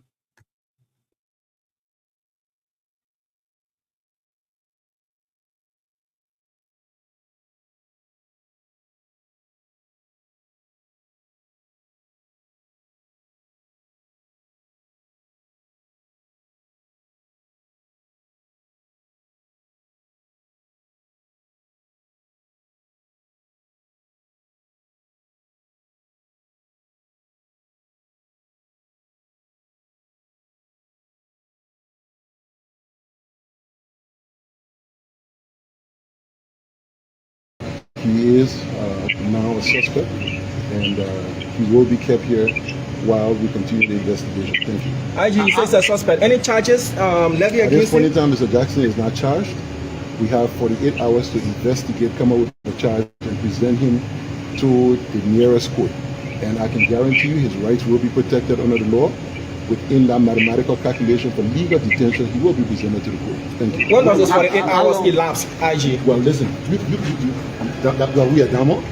Damo, sir. Damo start counting your finger until you get it for the 8 hours. Remember, as soon as the court opens, we will have it presented to the court. That means Tuesday. Tuesday, that means we leaving Tuesday. I mean, you what? We leaving Tuesday. Because Monday is a holiday. Okay. Now you listen to the police IG. I want to start with you first, Sam. Some of the pictures we got, I don't know whether they are all real pictures or not, but I encourage that we have it posted on the show tonight because I cannot verify whether they are true or not, and I don't know where they were taken from. But let's hear your take on this entire thing, Sam. Well, Junior, thank you. Thank you again for being here and giving me the opportunity to talk. Listen, yesterday I knew something went wrong. Uh, from the criminal justice standpoint, I knew Sam Jackson would have found himself into this saga. When I saw Sam Jackson posting and posting contradictory posts, I was more concerned. At first, um, I offered him my condolence after he had posted about since 30 hours. Uh, he posted in a quote. He said, "Since 30 hours, Avi, this is my first meal. I don't know if I'll make it longer." Then I went down. I saw another post. Then went up and saw another post. So I was pretty much concerned as to how what happened to my stop again. Sorry guys, hold on. Your camera was unplugged. I'm struggling with my camera today, guys. Sorry. You gotta flip it. You keep turning it off. No, I think it's the computer. Let me log out. I mean, I'll come right back. Yeah, so yeah, we can take it from that. Yeah, come back when you something. But yeah, I Seventy and Chris, and Junior, I think it's a tough situation. I know yesterday we were tight lipped and we couldn't really say much, but today, the fact that the IG and the police has elevated that from person of interest to suspect, and then giving everything that we know, his behavior and all that stuff. It's hard to to politicize it now. It's hard to say any other thing. One thing I want us to keep in mind, to bear in mind, this is someone's sister, someone's daughter, a citizen of a different nation that came to Liberia or somebody, and this person behaved to this person like this. Uh, so for me, I think it's disturbing. Y'all remember yesterday I was laying the timeline, when I was giving the timeline for the post that he made on his wall. It was not cohesive. He was just all over the place, and then writing all kinds of stuff. Now, even if someone is innocent, again, for now, when he's innocent until proven guilty, he has not even been charged or anything like that. But they have people out there who are making claims that people grieve differently, and all that stuff. But the way in which he was going about it, it was nonchalant. It just sends several different messages. I'm surprised that he was allowed to talk plenty and continue to write, knowing very well that he has kids, his children. I think one of his daughters is a lawyer, and he knows a lot about the legal thing. But for him to continue to talk, as he continues to talk, and he continues to implicate himself into this whole thing. As he continued to talk and continued to write. Yesterday, he went on social media and started writing, attacking people, cursing people, writing and all that stuff. That in itself was wrong, and I think someone should have. It made me feel like he has some problems. Someone should have asked him to listen. Now, the way he's quiet now, all the cursing he was doing yesterday, he's quiet now. He's all like subdued and quiet, not saying anything. For me, this whole thing, here's what really that got to me. Is the fact that he stated on his own live feed, his live stream, that this police officer that you see standing over there, he's one of the Salifs, and his father was so and so person, and we killed him. We killed that man during the Civil War in 1985. That, for me, it came close because many of us lost our fathers like that, right? We lost our fathers during the war, and from what I heard about this Salif man, uh, he was taken out of the house. He went and they carried him, and he never came back. That's the same thing that happened to some of us fathers, right? So, and with no grave, no nothing whatsoever. For you to come on live and start to insult someone who's not doing anything to you and telling the person that you killed their father during the war is a piece of something that is as disturbing as it could be. And I don't know how he's going to get out of it. Even if there was nothing there from the woman's side, those kids could take him, those children could take him to court, and he has a lot of explaining to do. So that two cases, I think he got on his head now. He got a lot of explaining to do. What happened to the Salif man that he talked about? Where they bury him? He has a lot to do, and I think he opened a lot of wound with this whole thing. And I believe it's God that you know he justice may take time, but God exposed him when it comes to him. We're not talking about the current case. I'm not talking about the current case that is under investigation. He has not been charged for it, and the police are still investigating. I'm referring to the one that he himself admitted on his own live feed, Facebook feed, or Facebook Live that they killed, I think, A.V. Salif in 1985, admitting to killing somebody's father. That's especially when it has to do with 1985, the war, the civil war in Liberia. Knowing the role that he played. If you follow this old man, I don't know if you guys follow him a lot. You will see him bragging about how he served as so person. He will be posting picture of him and the late Samuel K. Doe in his office and all that. So for him to come out and admit to this type of thing, that means that he did more than we know of. And then God just exposed him from himself, and saying that. So I think it's disturbing. That's my biggest part about the whole thing that is going on. The one that they're investigating with to see what the charges would be and what the outcome would be for admitting to killing someone's father in 1985. And then you call the person piece of XYZ, and they kill the person's father simply because the person was just standing there serving as police, doing his job, and so he got a lot of explaining to do. People have always, accused him of playing a major role into the destabilization of Liberia. All those things, they have always accused him of that, and he will come on social media and defend himself, right? But he's out here now admitting to what he did at this age, at the age of 73. As they can say, God can sleep. So I will stop there for now. Cyrus, I know you are in flight when your stuff went off. You are muted. Maybe today we hosted the Awetu family. That's why my camera is giving me hell. But let's say this. Yesterday, I know Liberia, the country we have, sometimes I always say this with no regret, in a loose society like Liberia, when things happen, people, they know politics, they can't wait to give the criminal justice, the police, the security to do their job. They will be all over. Police is targeting Samuel Jackson for nothing. Police takes 20 hours to get there. What is wrong with us in Liberia? I knew something was wrong.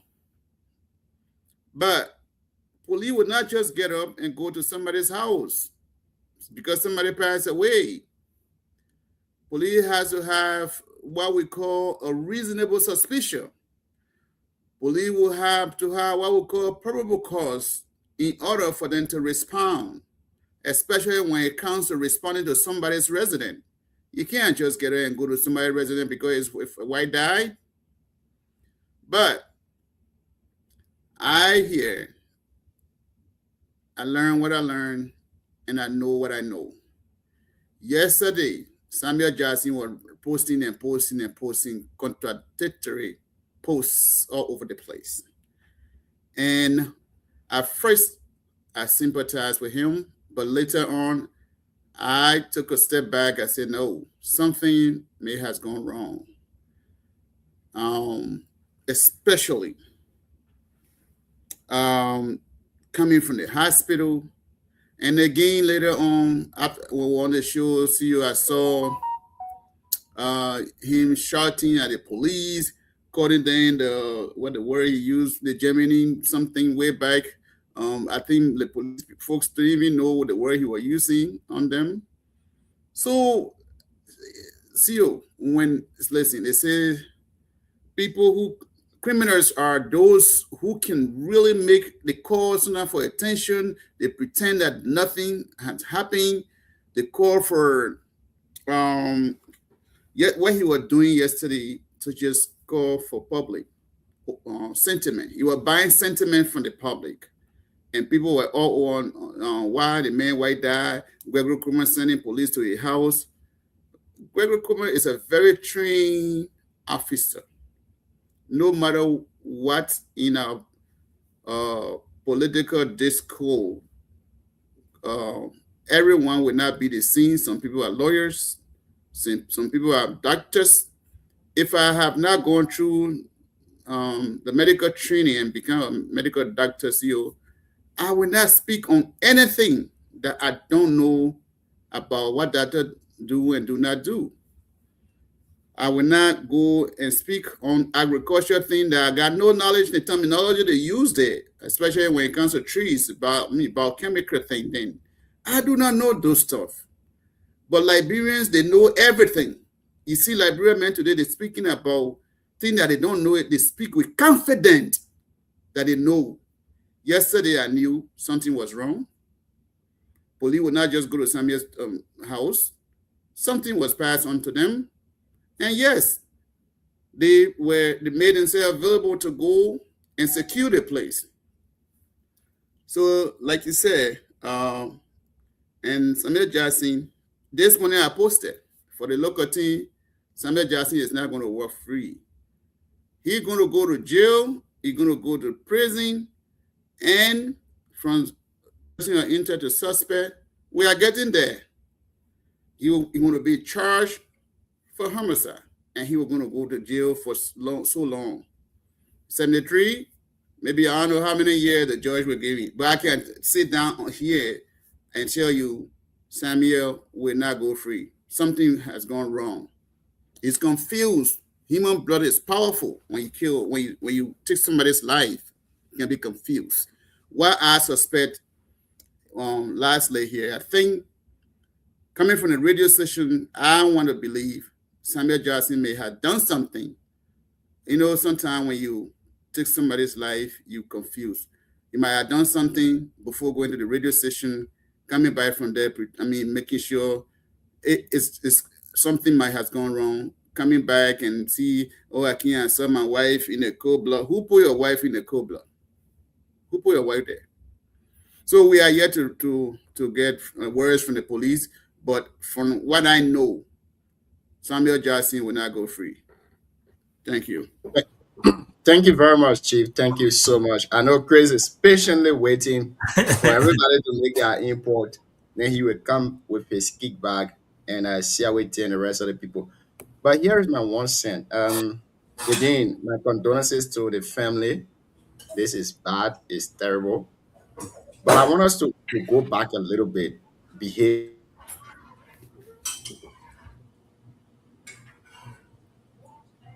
Our host now Stigo. Why you stuck there? One clarification I thought to make was from what we heard the IG say there were two suspects in addition to Mr. Jackson. They let one of the suspects free, and then the other suspect is there with him and will be detained with him there. So that's what he said. And then give again everything that we know, what we heard, we've been listening to, we've heard. That's what training. So CLT, you want to give your 2 cents to that while we are with our host. From you, then we can go to Crystal. You're muted. Sorry. I think I did send a video there. I think you spoke. Yeah, you want me to post it? I think the video already on. We play it. That's the one where he calls the guy and said. Oh yeah, I think I sent the video there. You know, what we discussing today, CEO, when I would just take our minds back when the president honor the past president like President Doe and former President William Arotabo. There were a lot of hoarding and pulling in the corridor in Liberia regarding the atrocity that were committed during the war. The reason why today the War and Economic Crime Code is important, and this government, in the little wisdom, they are trying to form the code. These are some of the reasons. We saw the war, what we went through in Liberia.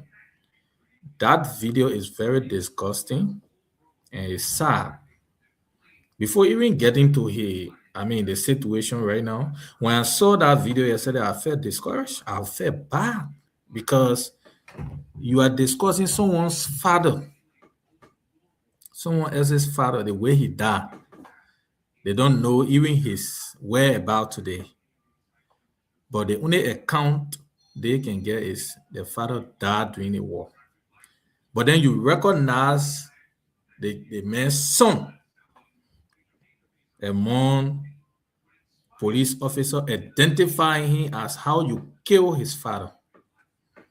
Look, this country, Liberia, what happened over there yesterday? That guy could just trigger that thing straight on that man. What could happen? You go to jail. We don't know how people address situation. People say, oh, because he was frustrated. Look, the man did not play any role. He's serving our country. And another thing that touched my mind since this incident is that even not today, but always, not this government and not even the past government, is that people, we Liberians, when we travel to other countries, we live even 15, 20 years, we abide by the rules and regulations. A few days ago, we were here arguing about police giving order and all of that, about setting on the street. We are all expert in everything. We are not doing well. I'm saying this even to myself, that we are not doing well as a country. Everything in the country is being polarized by politics. Politics have engulfed the country with everything. Yesterday, they're discussing somebody else's child's death. People there making statements. That poor politics aside, we are discussing human being that could be your sister, your whosoever. But people giving prayer releases. In fact, yesterday, going there making statements. Liberia, that nice country. Don't think I live in the East. We didn't see it. Went to school in the East. We didn't see it.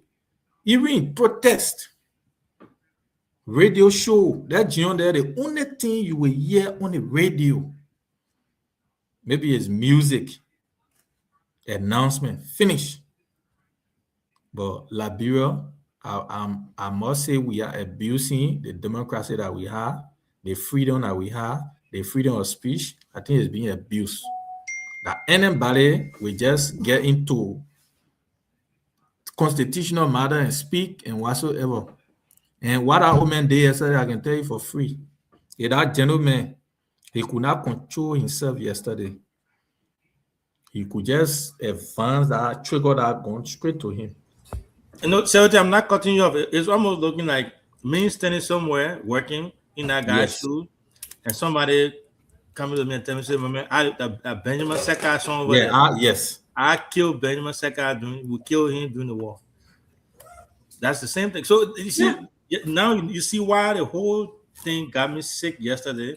I was telling my son Jim, I was confused. Yeah, because it was just too many personal experiences and stuff. It was just. But I agree with you. It was some guys that could have blown that woman's head off, and you're gonna go to jail for a short time. Today, even I just read on Moriah's page, right? It was one time when Moriah asked him about advices that he gave former President Doe. during the war about the assassination of the was it the 19 men of 14 or 13 men? I think something like that. 17. The 17 men, yes. Moriah asking that question, they were back and forth about it. But today, I mean, he has proven otherwise because he's affirming all of those accusations against him. His role, mind you, those are the PRC guys. They are making the loudest noise in the country. Have you seen where he has dragged our country? They are the best, they know everything. So, I mean, it's a sad day, regardless of even being, a fertile woman, our country integrity is at stake. Our reputation as a country, few days ago, we were just beating on Ghanaians about what happened in Ghana. I mean, it's just sad. And I mean, the police, they are doing their job. Man, you honor the law. Everybody got their constitutional right. People are entitled to the right as a citizen. Yeah. So that's why yesterday they had to give him due process. But what really surprised me the morning is even the physical appearance, the old man is still feeling like, I mean, he had to eat a breakfast before going to the station. He preparing. I mean, I just sat, this morning, started to say, yeah, Liberia is really a good country. We are enjoying freedom and democracy in Liberia, to be frank. So police are declaring him as a suspect. Yesterday, he was person of interest, and today he has been declared as a suspect. While we encourage the police to do, and people who are involved in the investigation, vote a sentiment, they should play the role that they ought to play. This is nothing about politics. It's far beyond politics. And I must commend the CMC, their position. I think it was welcoming. And the security we need, because what is happening now, sentiment is playing more of the professional work that people need to do. If Greg was not someone who is comfortable in his game, but now, I mean, yeah, but now the entire country now, I don't know, because everybody giving a perspective, this, that, and his friends we have been friends with for over 30 years. If you read his analysis, I think one Rufus, you'll see some of those things. So the revelations are many, but at this point, we wait for the police investigation, and we also wait for the medical examination and everything as it unfolds day by day. I didn't really follow the stuff today. We were out, we went on the phone, so we came this evening. But what is happening for me in my mind, that's two things. Did you say you went on a fancy every day? Hey, my man, that go. Yeah, so yeah, so what the two things that catch my mind is that particular video. What that old man did yesterday, he had no right of doing what he did yesterday towards our young man. Two, once he's been declared now as a suspect, now even pressing your interest. I know you're the security people or lawyer, then interest suspect. I know what the difference there. So the interest is suspect. The difference is interest. You can go to answer a few questions, and after answering a question now, the police will decide. So the suspect now is you suspect to do something, right? Yeah, you did something. Small going. So maybe from the pathology report, from the forensic guys and what have you, we know what's happening. But at this point, we urge, personally for me, I will urge Liberian to give security the chance.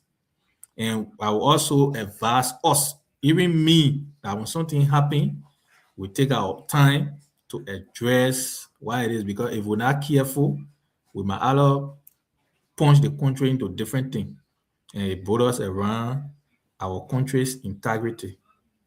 Thank you. Thank you very much. Before we go to Grace, I've been following this thing since yesterday, and it's disgusting, especially that video where he pointed at the guy. The guy was standing doing nothing, just standing on the YouTube post, and then he called his name. And I'm pretty sure that guy was little by that time when that incident was a kid. So he called his name. He remember him and he knows him. And he said, see that one there? We killed his pa during the war. We killed his pa during the war. Now, this whole issue of, oh, we're waiting for war crime code to be established in the country before we start prosecuting these people, I think we have passed that stage.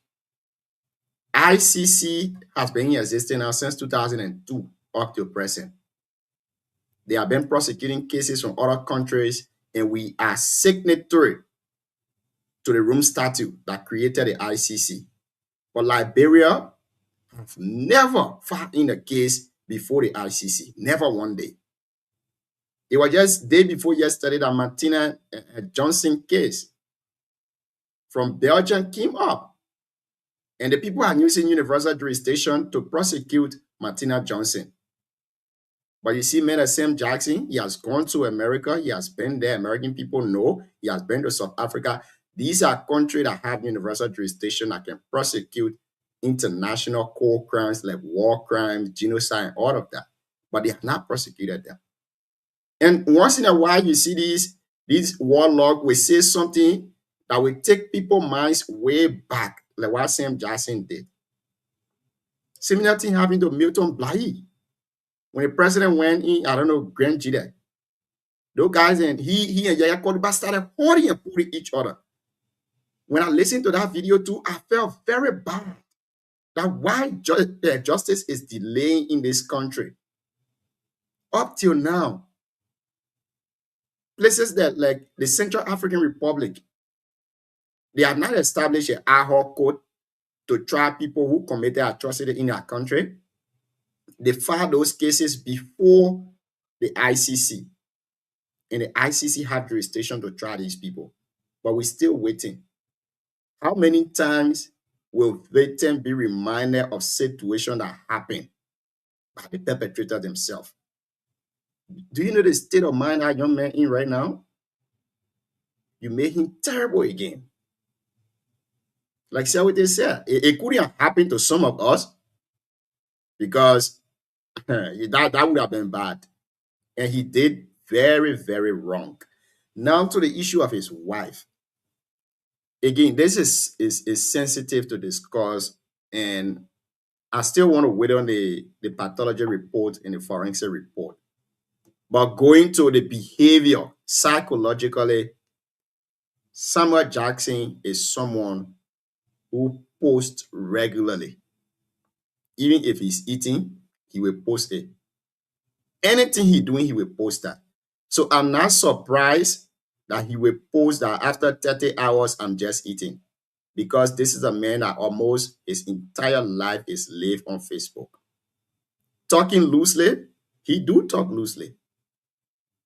He talk to people badly. Yes, he does that. Now, for a crime to be considered a crime, these are some of the things they will look at. But I'm pretty sure the police too will look at previous behavior of Samuel Jackson. I'm not saying he didn't commit this alleged something, but I'm saying the fact of him posting regularly, having video, behaving like that. This is the same Jackson that I have been seeing on Facebook. I have not seen him in person. I do not know him, but the way he posts, I was not surprised seeing him posting that, oh, my wife, she went in coma, she did this and this happened, I called ambulance, and this is my first meal and all of that. This is the same Jackson that I know.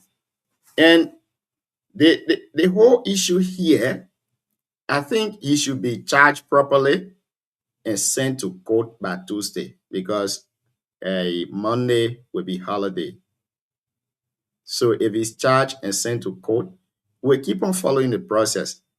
And there should be a call to the Liberian government when it comes to this atrocity that happened in the 90s and the 80s.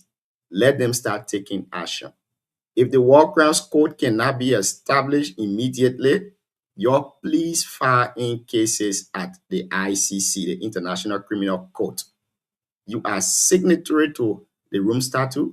I don't know what is holding you back, but establishing an ad hoc court in a country. How many top officials in Liberia that we know that participated in the war? How many of them you will go to catch? Many of these people now, some of them they are judges, some of them they are lawyers, many of them. So the whole ad hoc code thing, I will want to establish war crimes code. Let's do it like the other countries. Let's file the case to ICC. And these people will be arrested, turned over to ICC, and you send your representative there to defend the state. And they too, they will get their own representative to defend them. But we're still waiting to establish ad hoc code while we got people like Samuel Jackson in the society that can stand boldly to say, I kill your father, we kill your father. Like the CEO said, do you know how many people he did it to behind the scene? How many people? And with the psychology thing, these are behavior that criminal justice or detective will look at and will say this person committed a crime. Psychologically, these are behavior. Because if you can stand, you say you kill somebody before and you kept it a secret or you lie about it, then it means you are capable of doing such a thing. But I'm not saying he did it though. So we will still follow the process. For me, my major concern is that he be given due process and let the public give the police the chance to do their work. And I like the way it is going now, because when it started fresh, we saw many politicians trying to play politics out of it.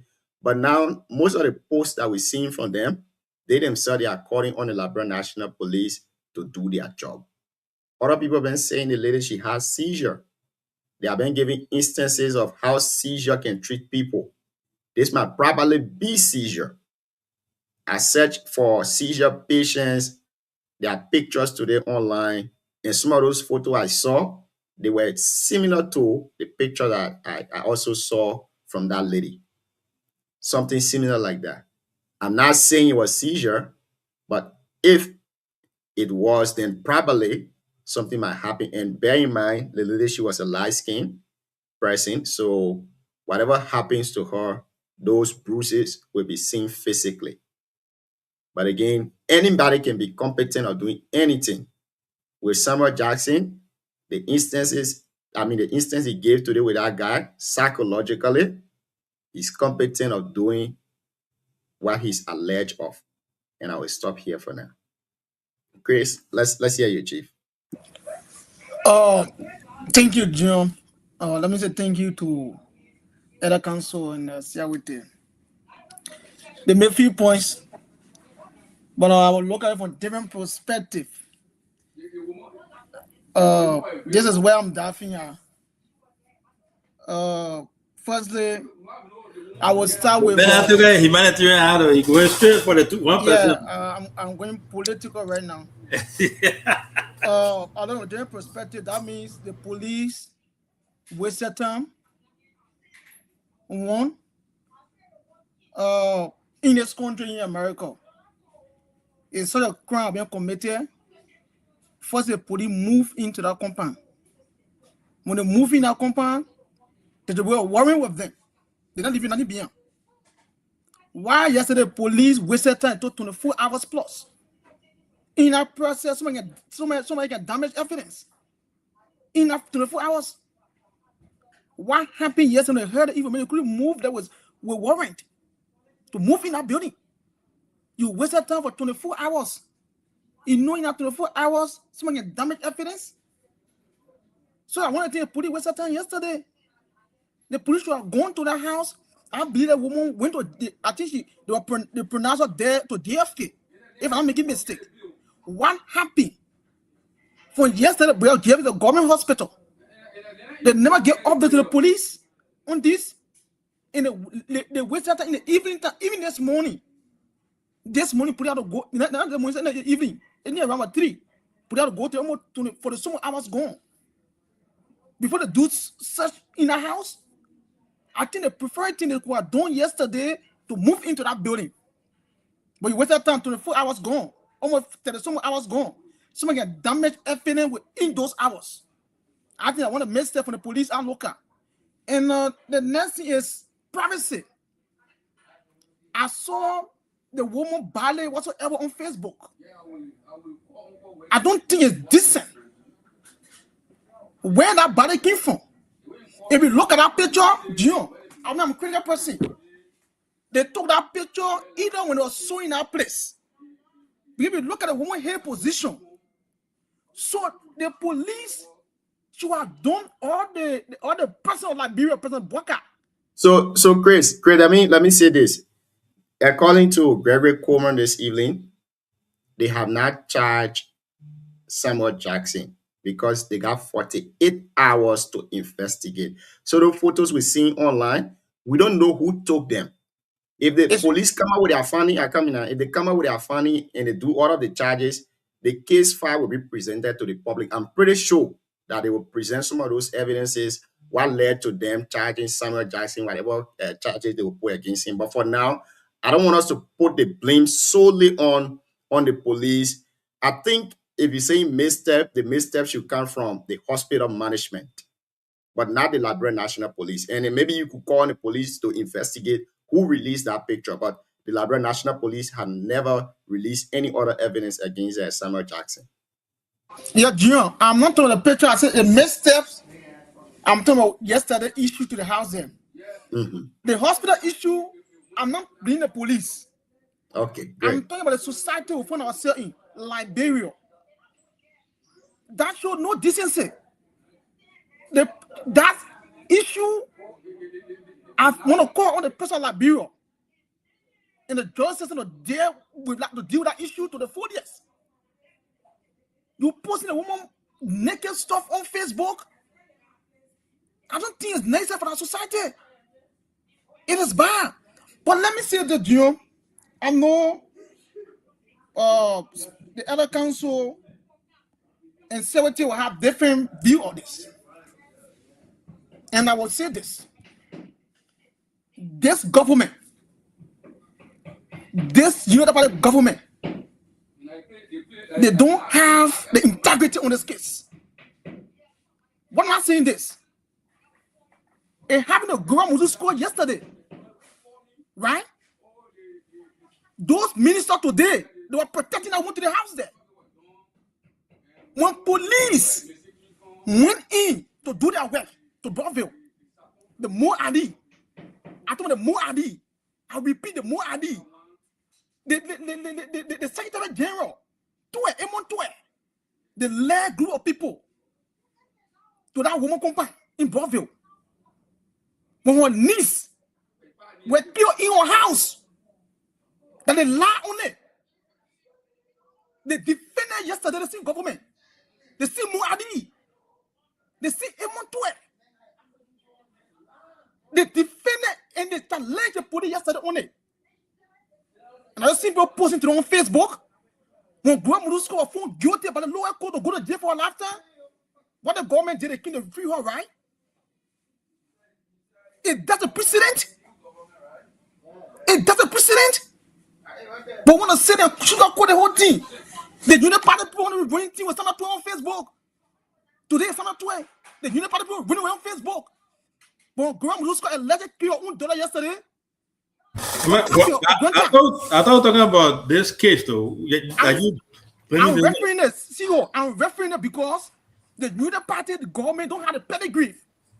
They don't have the integrity to talk about somebody killing somebody. Oh, so you say all the United Party people should keep quiet? They should keep quiet. They should keep quiet, put it to their work. Then they keep mute. CEO, I'm just real. I'm just real. I don't support the adjacent gas issue. We don't know if he did it or not. It's alleged. But I condemn any individual to somebody's life. When that little girl yesterday went to Musu Square house, that big house I won't get in a thing that cannot in that Z house. She said somebody entered there to kill her daughter. The Amos Tue, the Mo Adi, who always no point says to Naga Heno. They were the one who were defending yesterday. Who were defending yesterday, Oma yesterday. When some people who get testified against the Oma, the Union Party stood on her behalf to defend her yesterday. They have the integrity to talk about Samuel Jackson today. They have the pedigree, the integrity. Let the government keep quiet. You the party people keep quiet. Let the security system do their work. Let the justice do their work. Because when it happened yesterday, they defended it. When it happened yesterday with that little get death, they never condemn it. They never. And Musu Scott to that President Boga to over. When the court for her get to go in jail for a lifetime, why he did President Boga did? He owned a man assistant to free that woman. And she free today. She have been appointed government. And at the prison they said yesterday, when I said today, then you know part of official more adi. Summer two or Emo two and the rest of the people. You keep quiet. The Batikay, you keep quiet. Then you keep quiet. Then the justice do their work because it happened yesterday. None of those guys talked yesterday. They defended the criminal who did it yesterday. Today, they need some justice. Let the law take echoes. Let the police do their work. I don't want to see you know part of people around here talking about issue. Because they don't have the integrity. They don't have the defended criminal before. They defended murder before. How about 1% people? Thank you.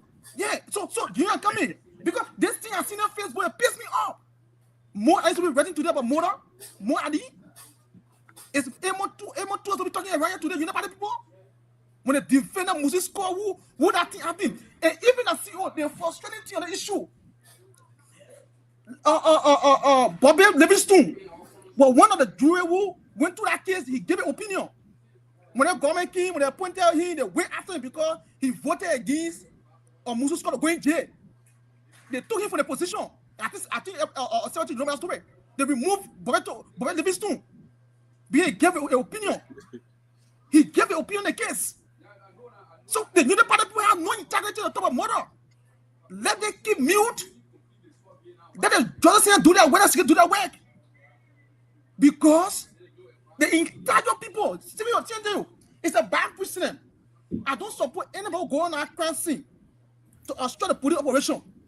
But rather, it to be I think we need to be timing each other on the show, man. Somebody can be repetitive like this, and very repetitive now. It sounds. No, that garlic, brother. That garlic, brother. You know, the one person. I meant day to day. That get it made. The one person when allow President can't talk what 10 minutes on the show. Conclude, Chief. So the thing is, I don't want to see any other party people CEO to talk about some justice issue. That they allow the police to do their work. Yesterday they went to Mususka house to defend Mususka there, but seriously, opposition not going to some justice house with crowd. Say the general court not going there. That they did yesterday. Then they allow the police to do their work. I will call on the police. It is possible. I'm not defending anybody that he committed a crime. It is possible he not committed a crime. It's alleged. It's possible he did it. It's possible he wasn't involved. Let allow the police to do their work to the 4 years. You should allow sympathy. Someone talked about video yesterday. That video tomorrow make a defend to see your traumatized in the process. You can't be responsible for it. But let the law take a course on this issue. That don't get that in cold blood. People who are involved, they be brought to justice. They will be penalized in the process. I don't want to see any women group in Liberia. Any women group.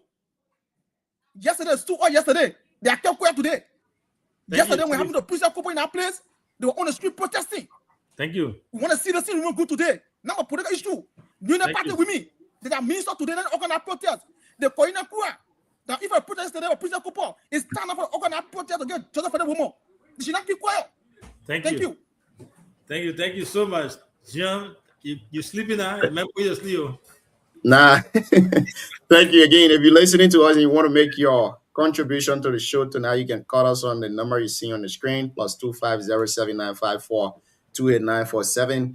Again, +2507954289447. Call us on WhatsApp and make your contribution to the show here this evening. I thought you had a number that we're going with. Yeah, it's blinking on it. Okay, great. I got it here. Now, you can call us on the number you see on the screen, +2507954289447, and make your contribution to the show here tonight. Again, whatever we're saying here, they are not the reports from the police. They are just our opinion. Now, the family of the old man who Samuel Jackson said they killed, they have been on Facebook writing and all of that. But I think this is a call to our government that we should stop delaying with justice in that country, especially with the atrocities that were committed during the Civil War. A lot of people, one way or the other, were affected by those atrocities. Many, many people were affected, and it's about time that the government take action. Now, Sam, you got more tip on this thing, how investigation is done. So I want you to give us some things that we should know, ranging from the behavior of Mr. Jackson, laying it down, that perspective to the way the issue is going and all of that, and give us an assumption. Let's say if you were part of the investigation team that will charge Mr. Jackson, what would have been, I mean, what will be your thought, or what are some of the charges that you think he will deserve? Well, I mean, Junior, like I said earlier on, I knew, criminals, they can do anything to buy sentiment from the public, especially in this kind of case. You saw some of the videos yesterday. Samuel Jackson was pretty much cussing the police, calling their names, all the olden day English word from Germany. Cyrus, I beg you, let's hold you there. We have this person on the line. Good evening. Yeah, sir. Good evening. How are you? I'm doing wonderful. What's your name and where do you join us from? I'm calling from PN and my name is Fumba Toure. Oh, Pumba. What's up, my man? Yeah. Yeah, not bad, Chief. Great. What's your take tonight? I just want to speak on this subject. You see, I don't know the issue with Mr. Jackson. I don't want to talk about that. But you guys then mentioned about ICC issue, the International Criminal Court. You see, I'm one of those that have been opposing the ICC. And my reason is my Pan-Africanist stand on the ICC. I'm starting language for a long time that we have been pushed, to be against ourselves and to make us somehow unintelligent in the world that the other people feel that we can't able to solve problem for ourselves. I said, let me bring the case of Charles Taylor, for example. I'm one of those that been against Charles Taylor being sent to the ICC. What we can do, we African can do. Charles Taylor was not sent to the ICC. Charles Taylor was prosecuted by the Specialized Court of Sierra Leone, which is an ad hoc court. He's being jailed in the white man country. Okay? Yes, for security reasons. I come here. Yeah. We want to handle it ourselves. We Africans want to handle it ourselves. Now, I know, brother Siawate said it right. You see, human being, the blood of human being is spiritual. You do it to one person, my brother, it will follow you for your lifetime. There are a lot of people, I'm totally against the Liberian War, but any investigation about the Liberian War we should do ourselves. We should do it. We Africans, we solve our problem. There was no crazy boy head that came to solve our problem for us. We should solve our problem. We Africans should solve our problem. I'm speaking like an authority tonight. Mr. Authority, thank you. Forgive me. We should be. I'm very, very serious about this. Our stand as an African. Until we do this, we will have stand in the world to argue that we are equal to anybody else. Thank you. That's my point. Thank you. Thank you, You Chief. see? Thank you. Thank you very much. Thank you for your input tonight. Again, you can call us on +25079542897.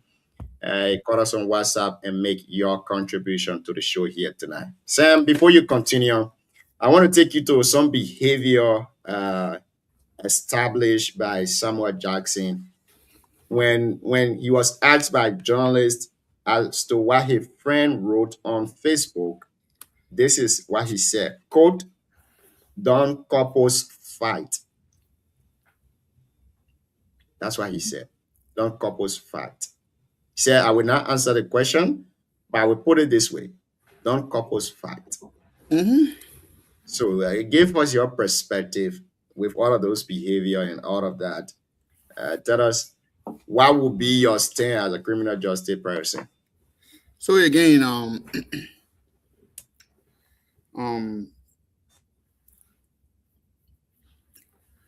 body language is also plays a pivotal role in criminal justice investigation. In this whole thing, you can see that Samuel Jackson, some of the videos I have watched, even the particular video that you're referring to, Samuel Jackson had not displayed any remorse. For me to sit down here and say, oh, at least he displaying a remorse to him, that means that he's not. But Samuel Jackson, Junior, let's think about this. You lost somebody that is dear to you. This morning in that white t-shirt, when they asked Samuel Jackson, police are doing the right thing. I'm trying to finish my breakfast. So I will go to the police station, don't couple fight. And you can see clearly there is no remorse in Samuel Jackson's face. Samuel Jackson is not even displays a behavior in a sympathetic mood that people will say, yes, maybe he didn't do it. But people who don't understand the way criminal behave. But Sam, are you also looking in the direction of Samuel Jackson when he said his wife had seizure? And have you seen seizure patients before, or have you seen pictures of how seizure patients eye after seizure catch them? Well, if I say to you, I have not seen it, I'll be lying, because I also work with mental health people. I also work with group home people who have. Okay, great. So this made the conversation interesting now. How do these people behave? And what are some of the... Junior, when it comes to seizure, it has a level. You got level 1, level 2, up to I think level 3, or maybe level 2 actually. I don't think to the degree in which seizure will take you to that point where you will get a kind of cut on your head. Maybe you might there's some stuff that will be around that will. I have not seen the house, but seizure to take you to that level and to get cut on your head and your eyes and all of those things, it might have been a very, very, very tough one. And for seizure to just take your clothes from on you, because according to him, a wife was naked. Naked when he came in, right? So maybe seizure might have removed his white clothes from on her. But don't you think it is possible that once people are in their room, they stay naked? Maybe she was in the bathroom too. Who knows? That I said here, but the position I saw the picture. Maybe I don't know the position that the girl was in. Maybe she was butt naked. Seizure might, even if you're naked, in your room. Women mostly, from my experience, Even the naked, they will just put out a little bit of nice gown on them. Just, Messi, just a little bit of phone like that. he said from my experience. Hold on. John, I think people are asking to call. I don't know whether we're putting. Yeah, once people call, we'll put them on the line. I'm trying to get our man Alfred to join us here shortly to give us his take on this. So hopefully he will call us to give his 2 cents on this. But for seizure, maybe I don't know. So as a criminal justice person now, because the way you were coming in first, it seems like you were 80% sure that from the body language, Mr. Jackson may have committed a crime. Now, from the way you have been working with seizure patients and all of that, do you believe that this could have happened from a seizure attack too as well? I still don't believe that, Junior. What? I still don't believe that. So that's why I'm asking you now. Seizure patients, those people that no one has been around them before, and seizure has deal with them. Have you seen pictures of some of them? No. So what I also know, is that seizure will not naked you, but naked you. Let's leave the naked partner. But you can be naked. That the situation we are using, the scenario that were presented to us is what we're using, though. It can be naked, catch you. No specific place to catch you. You know that other council. Chris, I didn't say it can't catch you somewhere, anywhere. But I'm not saying. I'm also saying seizure will not naked you. But maybe she was naked, catch you. You don't know. See, other council. Well, with the position, the pictures. Well, is it naked the problem now? That's what I'm asking. Let lead the naked side of it. Let lead the naked side of the whole thing. I want us to, because this is where the doubt comes in. Call the show. You let the woman naked na beneo.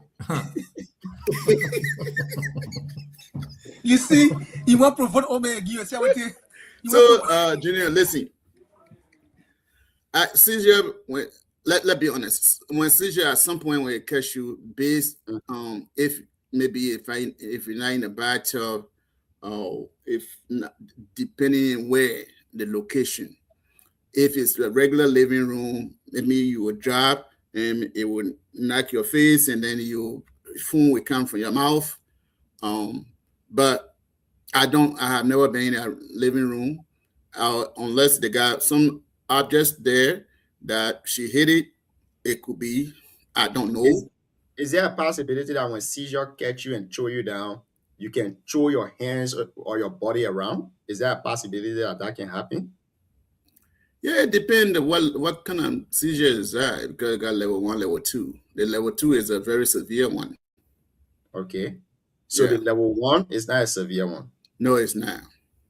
So now, do you have any other doubt that this might be seizure from a criminal job? Because I do not have doubt. I do not have doubt. Based on Samuel Jackson various accounts, I do not have doubt. I'm pretty sure that Samuel Jackson committed the crime.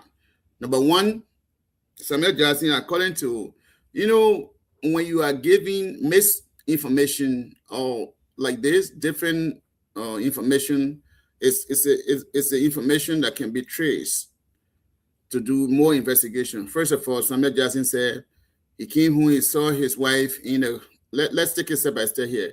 He came home, he married a wife in cold blood. Okay. What did he do?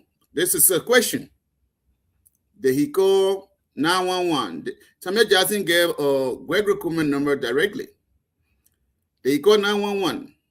He said, then again, he said his wife was in a semi-conscious or conscious or semi-conscious. That's the word there.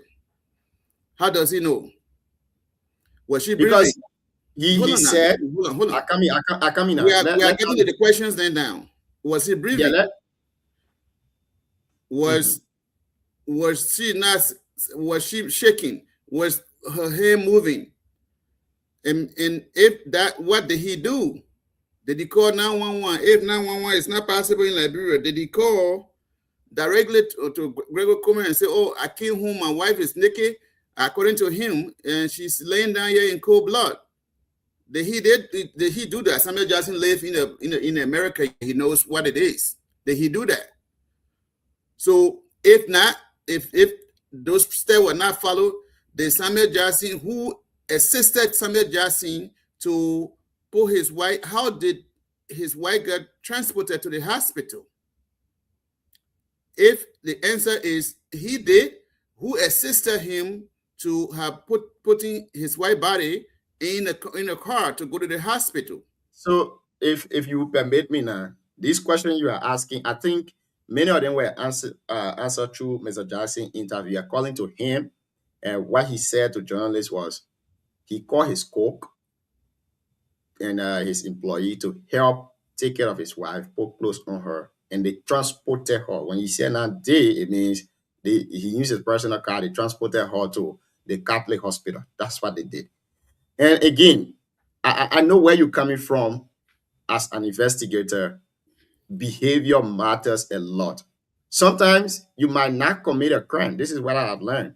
You might not commit a crime, but the way in which you react to that crime or the way in which you behave now, so it leaves everyone with suspicion. So I know where you're coming from, but I also want us to look at other side of these things. Let's go further. Please, yeah, you're looking at saying, permit me. Let's go further. Yeah, you will go further. I come in now. You will go further. You're looking at Samuel Jackson current posture. Have you followed him before on social media? Have you seen how let's move forward. Let's move forward. So before we move forward, I want you to answer that for me. What's the question? My question is, have you seen how Samuel Jackson engaged issue on social media apart from his wife incident? Have you seen how he talked to a fellow politician? I've been watching him on Spoon Talk. Yeah, I've been watching him on Spoon Talk. And do you think this behavior is similar to what he did yesterday? He addressed issues with anger sometimes. Okay, great. Go ahead. So I know that. So okay. He was calling this guy's name. So they went to the hospital. He pronounced his wife dead.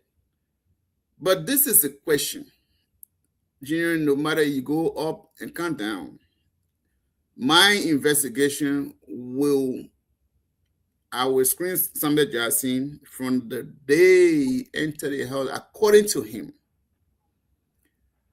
he came from the radio station. I think he said around 10. He saw his wife lying naked and in cold blood. Junior, what I don't understand, whether the blood was coming from her head, the blood was coming from her nose, and he asked his coat to put clothes on her. Junior, now we can establish what the amount of blood that was coming from this woman, that you as a husband, without reaching to authority, you're asking your court to bring clothes to put it on her after the clothes were put on her. What condition was this lady in before you took her? He said, oh, my wife was in cold blood. And he said, my wife was in coma or semi-coma. Coma, and we took conscience. Let me use his word, conscience. So I believe the police investigation will dive into the person that assisted Samuel Jackson, that the cook that put clothes according to Samuel Jackson, that helped put clothes on his wife. That person can also be a person of interest to question, to gather information. If today Samuel Jackson is called suspect, that means his marital right was read to him. Anything he says beyond that will be used against him in the court of law. I believe that's the reason why when they were asking him now, he said, oh, talk to my lawyer. Thank you, Sam. I'm a little bit confused of, how you lay in the basic and the premise, and you just taking into consideration one behavior change. As an investigator, I think you know more about how investigation starts. You have to go to previous instances to establish mens rea and actus reus before the crime can be committed as a crime. But you just taking one instance and you're just saying, oh, when this thing happened, you started saying this. But I also want you to go, because if you're taking psychological instant into consideration, that means you got to go back to this person's previous behavior. How they have been What are you behaving. talking about, Junior? Listen, the only time you go back to person previous behavior if when the crime committed is not that clear. I'm telling you. How do we? That's are you different. saying? Wait, are you saying you the crime is clear? Wait. Sam. Wait. Are you saying when there's a suspicion, that you're not sure of the crime that is? So are you sure? Are you sure of the crime? Is that what you're saying? In present history, but at this point, the crime has been committed. All our focus is how we can address how the crime was committed. Sam, are you sure that the crime that is committed is clear? Is that what you're saying? I'm pretty sure. They said that when you say answer yes or no. You know, pretty sure basically I can so. When you said in your word now, when you said we are trying to establish what led to the crime occurring, don't you think in your investigative mind, don't you think it is much important and okay for us to go back to because you're taking behavior into consideration here. This behavior didn't come up instantly. From my perspective, if I want to say this person takes something from me, the way Samuel Jackson behaved yesterday, for me, this has been behavior that I've been seeing from him on social media. Not once, not two. Have you seen Samuel Jackson lying down in the ground and cursing someone and say, "I kill your father"? Have you seen that? Yes. On several occasions, Samuel has gone after people. Now you say he killed your father. For kill someone's father, he has not mentioned it before. Okay. But he has gone very personal with individuals. He has even gone as far as even insulting people, parents, and you know those behavior. They are all behavior that we consider normal. So for us to just take one instant, that's I'm saying it now. If you are investigating the case now, you might wrong somewhere, and then if I investigating the case, exactly what I'm telling you. Yes, we can also question that. That's a step, right step there. What happened to Samuel Jackson? Okay. Thank you. Jim. Let you hear from Chris. Yeah, Jim. You know, Eric Council making point, right? But you know, those criminal justice people, they are so much on the dodge most of those questions. When you asking about if he's sure about the crime he committed, right? He couldn't give 100% answer. If I say what, second, Chris? When they ask him about the crime he committed, if he's sure, right? You say partly. That means not too sure. Because we're still investigating. Fine. If that's the case, you cannot take one side of the investigation. This is my point, Elder Council. This is the point, right? I'm not a medical doctor, but my past experience that I have with Princess Cooper, the late Princess Cooper. Okay. I think the pathology will do the autopsy on that body because they will request for it. That's the procedure. They will request for it. If the autopsy to be done on that body, they will trace or health history. It has to be involved into the report. Now, I just present in the chat room there. She has been suffering from this seizure thing, right? Before. They're going to twist it also. The reason I want us to be careful on this, right? Yes, it happened in Samuel Jackson's house. Elaine's his wife. But we are not sure. I don't want us to be 100% exact. I want us to be 50-50. What I'm trying to say, it is possible he did it, It's not possible that you could do it. Now, if you look at the perception now, from the broad perspective of Liberian people on social media, and even in Liberia, you will conclude that they have decided Samuel Jackson did the act. They are concluded. Chris. Now, Chris, let me say this to you. I want you to understand this. Whatever you guys are trying to say, that's not the way it works. Everybody have their profession. The crime was committed. I mean, somebody passed, somebody died in Samuel Jackson's house. Whether it died there or died not. But the key thing that we are grabbing here to invite Samuel Jackson word. Number one, Samuel Jackson have, according to him, he came from where? The radio station. When he came to a house, he met his wife in cold blood, naked. There were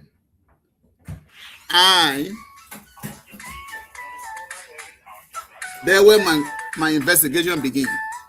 Thank you. In that case, Elder Council, you started in the middle because somebody doesn't say he was at a radio station. Yeah. When he called his nurse at the house. Definitely. Because he tried to call his wife because they had to go to the mall because there was a wedding. They were being invited, right? He kept calling his wife. She couldn't respond. He said he called his wife or he called a code. Yeah. So he called a code to go check on her, but sometimes she sleep most of the time in the day. Right. So when she went there and tried to knock at the door, she couldn't open the door until he went to the house there. So the issue is, I don't want us to hold just certain statements of Samuel Jackson to base the analysis on it. Let us twist it from start to end. No, Chris, you can't twist. Criminal justice investigation, he entered. He been calling it, well, let's accept that argument. Yeah. He called his wife. Mm-hmm. Why did he answer? According to him, which that phone number can be traced to. Okay. So he entered, he came back. According to him, what did he see? He saw a wife in the room lying in cold blood. In cold blood? Yeah. Naked? Yeah. Right? Yeah. So, Chris, at that point, there were the investigation get serious. Samuel Jackson, Chris, when you came in and saw your wife, for God forbid, for example, in this condition, what did you do? Immediately call the hospital for response. Chris, you will call if again when I say if there's 911 system is not working in Liberia, Samuel Jackson get a Coleman number. He get most of the police. No, hold on now. Hold on. He got most of the police folks number. You think he could call them? You think? But he said the other day, I mean, even today, he said he called Gregory Coleman again. And yesterday, after when he was cursing and said, then he said, call it. They said, go ahead and cooperate with the people. He said it again. So what I'm saying here is that you would have called the authority right there. Which authority? Police now. No. He's not sure. He's Why? not sure. Why call police? The first thing to rescue the woman to the hospital. Junior, what I'm saying here, he's not sure. According to him, he's not sure. He doesn't know. He can't met his wife in that condition. Yeah. He don't know what happened. So he called a cook. I mean, the cook to come and put clothes on her. The first thing, you came from out and met your wife in the blood and naked. So you didn't call police, and then you just call your cook to come. There were things. It could go both ways. Samuel Jackson might have done something before going to the the radio station, coming by, pretending, criminal now. You guys will not understand, because that's what I say here. You guys will not understand how criminal Grace, are coming. Mr. Sam, I don't want us to keep presuming here. Yeah, it's not presumption. You think he did it? And I can't say you think he did It it. has been a wonderful, wonderful conversation. It has been a great show tonight. You see, for me, I'm just sitting here reading through you. If you were the one to do the investigation and present a case file to me, you messed the case up already. And that case did not go far. No, Because because you won't understand it, so you look at it different standpoint. no, Okay, what are you looking at? Tell me, what are you looking at? Okay, great. The scene where you deal with criminals, we ourselves too will deal with criminals the most. You guys don't even go with them like that. What are you looking at? Okay, this is what I'm looking at, right? I'm taking the two elements of crime very seriously: the mens rea and the actus reus. These are the two things to establish whether a crime has been committed. Now, before you do that, you don't go strictly to the instance. You go to previous history. Now, going strictly to the instance, you might leave evidences, very important evidences behind. Or very important. How does the mens rea and how do you handle them? Mens rea is the guilty mind. Okay. The guilty mind is the mental state of a person to decide and say, yes, I'm committing this crime. Okay. Now, for you to consider the guilty mind for Samuel Jackson now, I want us to go back to how he been behaving before we come to the current one that he did. Samuel Jackson has been someone who attacked people, usually verbally online. When they discussing issue, he go after them. So, is it a surprising thing that his wife is in a coma, or allegedly she was in coma, and then he start going after other people? I will not say it's surprising to me, because these have been instances where we've been seeing before. Now, the actus reus here now is the act itself. In this case, the person is already there. We have not established what killed that person. But the most important thing is the guilty mind. Did Samuel Jackson had the intention to kill his wife? If that is the case, let's go back in history and see what have happened before. Has he been abusive to his wife? Then we consider that. If he has been abusive to his wife, it could be that maybe he was abusing her and then something happened, she passed off. We also go back in history again. Wait 1 second. Let me finish. All of those things you are giving is when the person is charged and sent to court. Then, so who do the charging? You people are the one that do the charging, yes, and I'm saying the procedure. Hold on 1 second now. I leave evidences behind, and let's not but hold on 1 second. Hold on, because you are way off track. Where you're talking now is when the case, okay, let's say Samuel Jackson is charged. We still in the investigation. I will learn from you too. You learn from me. Yeah, let me finish my thought. So the person is charged and sent to court. Those one day that you're talking now, you pleading on behalf of this person. Then your question would be, you guys, the investigator said Samuel Jackson, for example, killed his wife, as we've seen. But what could trigger this? Did he has the intent? Those are questions then that you now in a court now, you are asking those questions. But the question he's asking is not at this time. This time is to gather what happened when Samuel Jackson entered the house and saw his wife in cold blood. Those questions is after we are Mr. Alfred here. Alfred has come to give us the 1 cent. See you, welcome. Thank you. I was able to drag that man by force. That man got to kind of give us some opinion. So I was just sit in the back and listen. Gentlemen, good evening. How are you? Good evening. Welcome to the show. You've been following the recent incident in Liberia.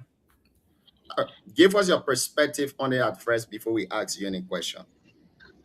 So first off, let me say it's an unfortunate situation. I don't know Sam Jackson personally, but I've spoken to him let me make the disclaimer. I've spoken to him a couple of times. We've chatted, we've had phone communications and things like that. He appeared to be a knowledgeable man on so many things. It's unfortunate that we have such a situation.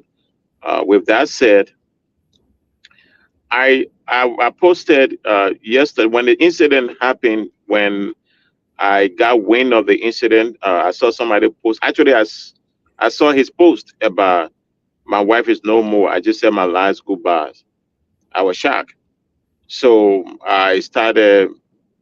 Obviously, the normal reaction is to say, "Oh, she imported and all that." We didn't know what was going on. So as as I started speaking to people, trying to find out what were the details of the situation and what happened, we started seeing videos, conversations from other people, pictures, and things like that. We started talking to people who were going there to sympathize with Mr. Jackson because obviously, initially, it was not like I didn't expect it to be as it came about. I thought it was just a normal situation. Maybe she passed out or something. But as the details started to come, my law enforcement sense, spidey sense started to go up. Okay, what's going on here? Exactly. That there were questions that were that was coming in my head. So as I spoke with people and started seeing pictures and started seeing people speaking to people who were directly involved in certain aspects of the entire process and things like that. Yesterday, eve afternoon or so, I think yesterday afternoon or so, after speaking to several people, um, I posted that based on my training and experience and based what I've been privileged to hear and see, the LMP has enough to bring up charges against him. There were probable cause to bring up homicide charges against him. And from what I just gathered, I think he has been detained. So that's why I got up. I think I read a post about it because I was sleeping. As a matter of fact, I haven't called me. I was sleeping because I was getting ready for work. So I just woke up, and from what I've gathered, he has been detained, and I'm quite sure the next procedure is to charge him criminally for the death of his wife. But from what I've learned, based on that, I feel I look at it. I say at the very least they have enough to charge him. At the very least, now I don't know what they have as far as the prosecution is concerned, but I know that based on my experience, my training and experience, and based on my understanding of the law as it relates to evidence gathering, I do believe LMP has enough to charge him, and the fact that they've detained him means charges are coming. Now, Great. whether they Now, have enough to prosecute, they have to build that case. You have to understand the level of proof needed to charge is probable cause. To convict is proof beyond a reasonable doubt, which is a much higher standard than for mere charges. So so many times I've charged people. We've charged people. Then when you take the case to the ASA tell you go find more evidence. If you can't find it, if you can't develop your case, if you can't build your case, then they have to drop charges because yes, you can charge somebody, but can you prove? Can you convict? These are two different things. Being able to charge is different from being able to convict. So let's just understand that. Yep. yeah, thank you. Now, with the current detention of Sam Jackson, we are sure that we charge him, and then you recommending they might charge him with homicide. I want to ask this from an investigation perspective. The behavior you saw from Sam Jackson, does it show any sign of criminality? So I will tell you this. When it comes to grieving, people grieve differently. People grieve differently, and I always give this example of my little brother. When my grandmother died, my grandmother who raised her, when Ivan knows her very well, when she died, we came from work that morning, and when we got the death news, I was completely distraught. I couldn't even get ready to go to school. My little brother went in the living room and put TV on and started watching TV. So I was pissed off. But that night when we both went to work, I had to bring him home because he was completely destroyed. He was crying. So in and of itself, people grieve differently, but then you have to factor in other aspects of what's happening outside of grieving. Samuel Jackson posted 30 hours later his first food. Okay, maybe that's his way of grieving. But then when you add to the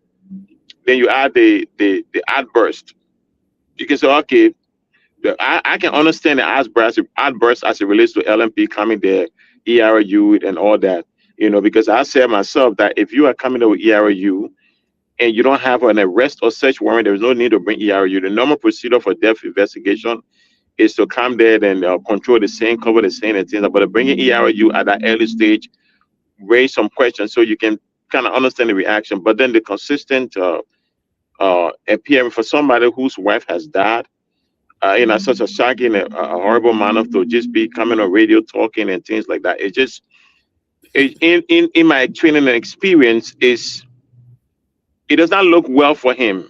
If that's his way of it, all those things combined do not reflect well, and not just the appearance. It is the vulgarity, the attacks. You know, the concern. It's almost like you can't, for somebody who's grieving, that kind of behavior is not consistent with that. And then another thing is, when I listened to his interview, there are so many things he said that if I'm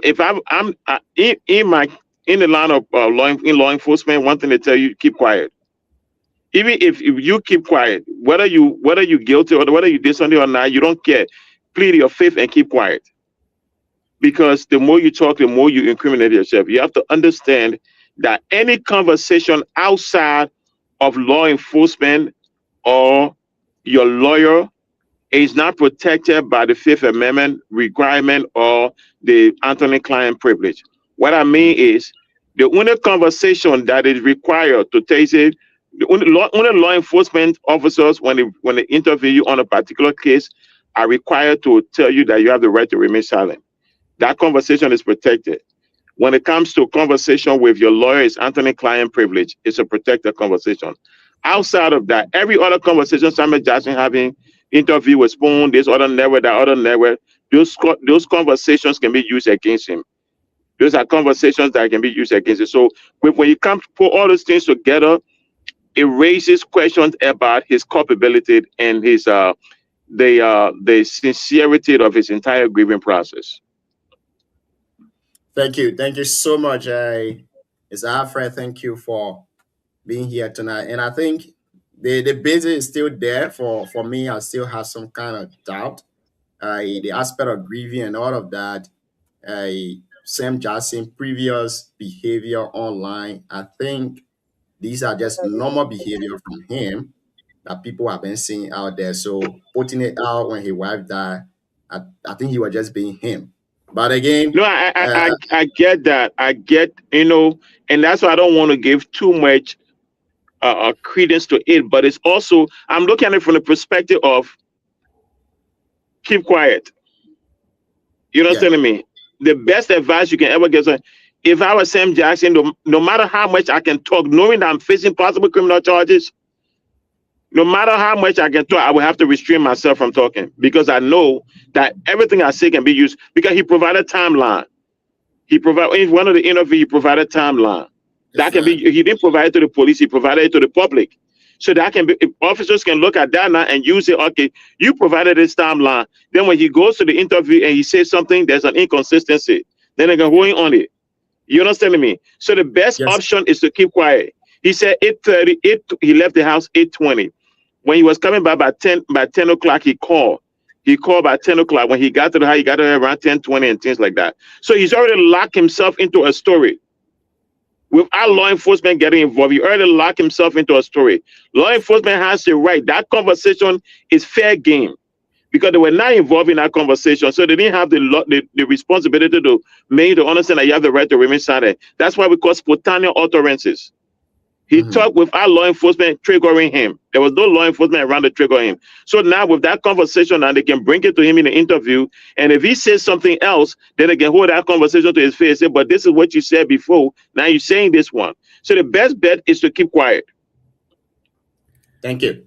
Thank you so much. See you before we take leave. Alfred, you got anything to say? Yeah, I got a question. So as far as the charges and what would be the next step from a legal standpoint, assuming that he gets charged on Monday, I think they said 17, and they got 48 hours to charge him. Yes. Would this be a billable offense if he's charged at all? So when one thing people misunderstand in Liberia is, they say when something is non-bailable, it means that the person will be in jail forever. No, that's not what it means. The person will be in jail until the trial.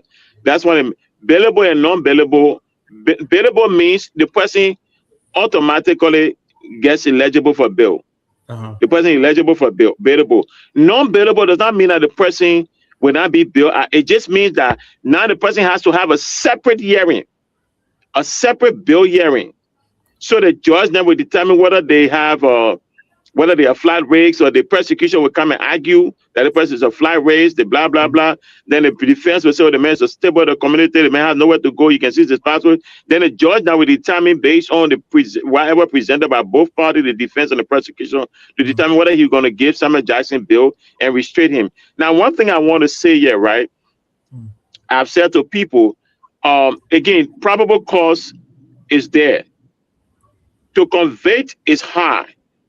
One of the critical aspects of this case, there are two aspects, two important components of this case. The observation made by the surgeon, because when you look at the injury, surgery was conducted. I want to see I wish I had the opportunity to see because the picture you see, when they saw with all the stitches from one end of the head to another, that was the surgeon's stitches. So I want to see the original injury. You understand the original injury? What was the original injury? Because for you to do surgery that much, that means that injury must have been really severe. So was the injury a laceration? Was it a deep cut into the brain? Was it a swelling of the brain or something like that? Then you have to look into his room and see, okay, is there a chance that she could have fallen? Because they said she has some medical issue when it comes to we call it spare. She has seizures from time to time. So is it possible for her to have fallen to injure her head to that level? Because for them to have that kind of surgery, it means that the injury was severe. So is it possible for that injury to have been sustained from simply a fall without being as a result of blunt force by somebody else? Another thing is the timeline. Mr. Jackson said he left the house 8:20. And came back around 10:20. That's 2 hours. We can establish that he was at a radio station because we have the interview with Clarence Jackson. He was at a radio station. So between those 2 hours, did anybody in the house see the deceased alive? And when I say, did anybody see the deceased alive? I'm not talking about you standing behind the door, you're talking behind the door, she's talking behind the door. That's not what I'm talking about. Because remember when Mr. Jackson came home, she was lying a pool of blood, still have life in her. So it's entirely possible that within the 2 hours, she could have been standing up, somebody not going to do hi, say, yeah, I'm okay, blah, blah. But because she's alive, but you don't know the nature of her injury. So I'm not talking about that kind of alive. I'm talking about where somebody physically lay eyes on her and saw her in a normal state. Did that happen? If that did not happen, then LMP has one of the strongest circumstantial evidence case ever, because one can surmise that given the history of domestic violence, that it's entirely possible that the incident happened prior to Mr. Jackson leaving, and he just left because maybe it was one of the routine, and he left and went to the radio interview thinking that it was one of the situations where, okay, she's going to be okay, she's going to get up and come to herself. But then when he came back now, it worse because the injury was severe. And given the pictures and things like that, the picture we've seen, some of this picture, the eye, you can argue that seizure may have caused the eye to be rare, but in my line of work, most of these pictures are consistent with domestic abuse.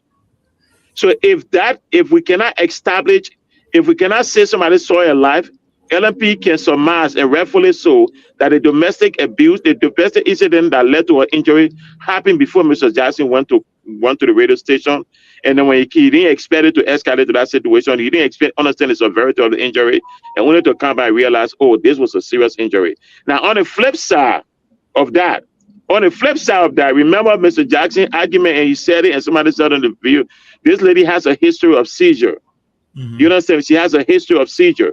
So on the flip side of that, Mr. Jackson can then argue that it was one of the seizure episodes that resulted in her head resulting in a head injury. You have to understand that the history of seizure is an established medical fact, that she has history of seizure.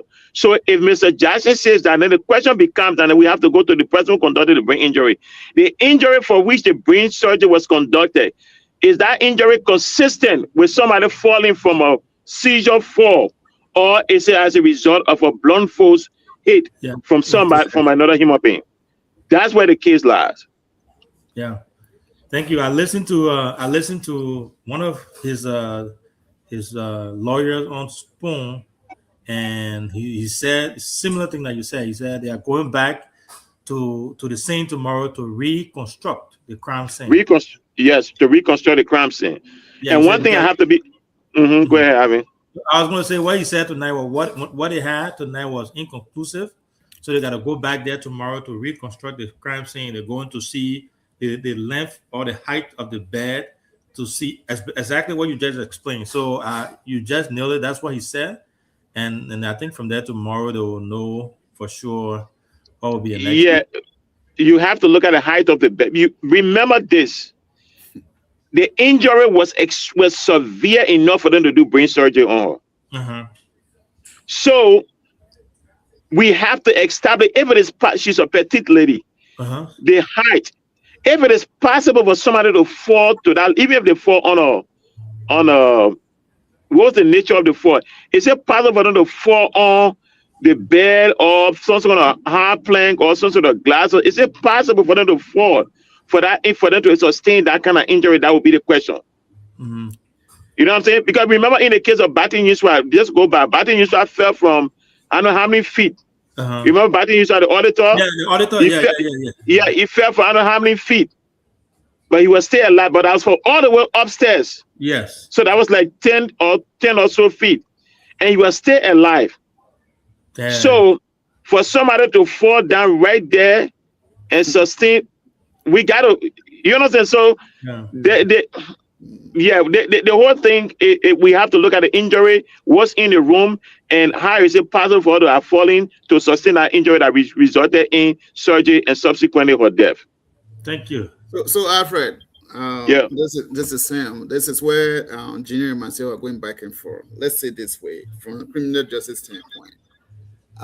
Samuel Jackson left the house 8:20. He came back 10:20, according to him. He met his wife lying down in cold blood and naked. So is it possible at that point to call the police that yes, I came home, my wife is lying down here and blood is coming from her and she is naked? Is it possible to call the police at that point? Yes. So normally in a kind of situation, you call both the police and the medical. But your first instance will not be to really call the police. It will be to call the medical guys. But normally, like take for example, normally if fireboy, we call them fireboy in our county. If fireboy is going, the police is going. If fireboy is going, the police is going. Alfred, the only reason I said police because people are saying 911 is not activated in Liberia. I'm not sure, but usually something like that. 911 is a phrase. 911 comes with police. 911 come with a medical team, ambulance as well. Correct. Yes. So, but in Liberia, it's a bit different, right? It's in theory, that's how it's supposed to be. 911 and the police coming together, ambulance coming and the police coming. But in Liberia, the first instance, if you see somebody there, is to call for medical help.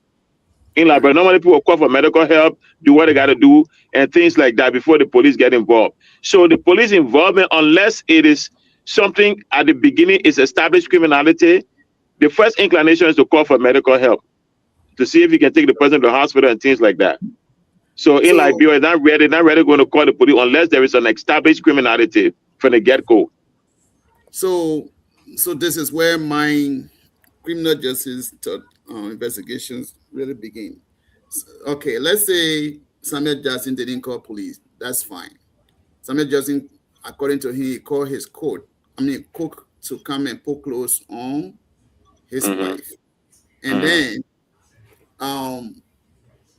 what I'm not understanding is how she got transported. Did Samuel Jackson and her court transported Samuel Jackson, from what I gotta say, he put her in his car or something and took her to, I think, Cali Hospital, where they try to stabilize her. I think they did the surgery and things like that.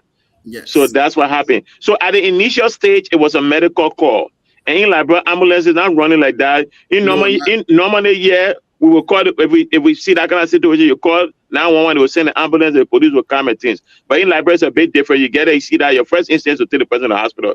Now, when it turns into a death investigation now, then the police has to be called because every death has to be investigated.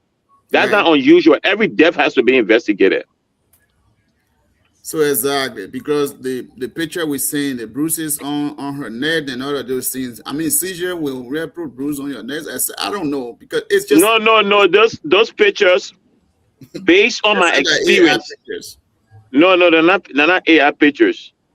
Based on my experience, those pictures, those injuries are consistent with domestic violence. Exactly. Those are not AI pictures. Those are not AI pictures. Those pictures are not AI pictures from credible source. Those are not AI pictures. Those are real pictures. Those are pictures that the girl took herself. Those are not AI pictures. Alfred, to aim to my side, this is what I was thinking, though. You know, criminal justice, sometimes we ask a lot of questions.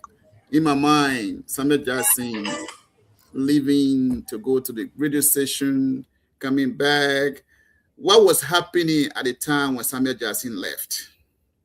Was the girl, because according to him, the girl was naked, completely naked. So it just something, was she coming from the bathroom?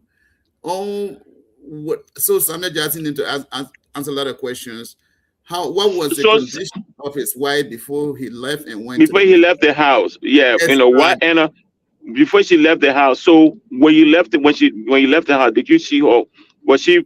Because he left 8:20. 8:20 people stay in bed in Liberia, and I don't think she's even if you get a bit running your own business, your staffs are going to work early, but not you. You're not going to work at 8:20. You understand it? So 8:20 people are staying in bed in Liberia. So Samuel Jackson is getting up to go to the radio station. It's an early appearance on Clarence Jackson show. He gets up. So it's not unusual for the wife to stay in bed, stay naked, because people go to bed, husband and wife sleeping naked. So it's not unusual for her to be in bed, stay naked.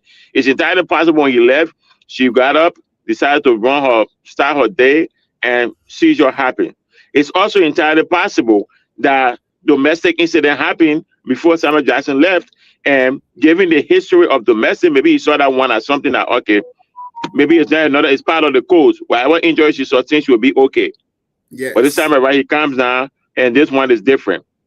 So it's entirely possible that so many things now, it is the responsibility of the investigators now to be able to reconstruct the crime scene and be able to establish what's going on, what happened, and things like that. Exactly. There are a lot of questions to this thing. There is something that just came in my mind. The pictures we've been seeing, these are pictures that were taken by that lady herself. Yes. Maybe the only picture that was taken at the hospital was a surgery picture. The surgery picture or there by the picture, yeah. Yeah. How is it that someone who was lying in a pool of blood can take picture for themselves? Is it old picture? No. There is no.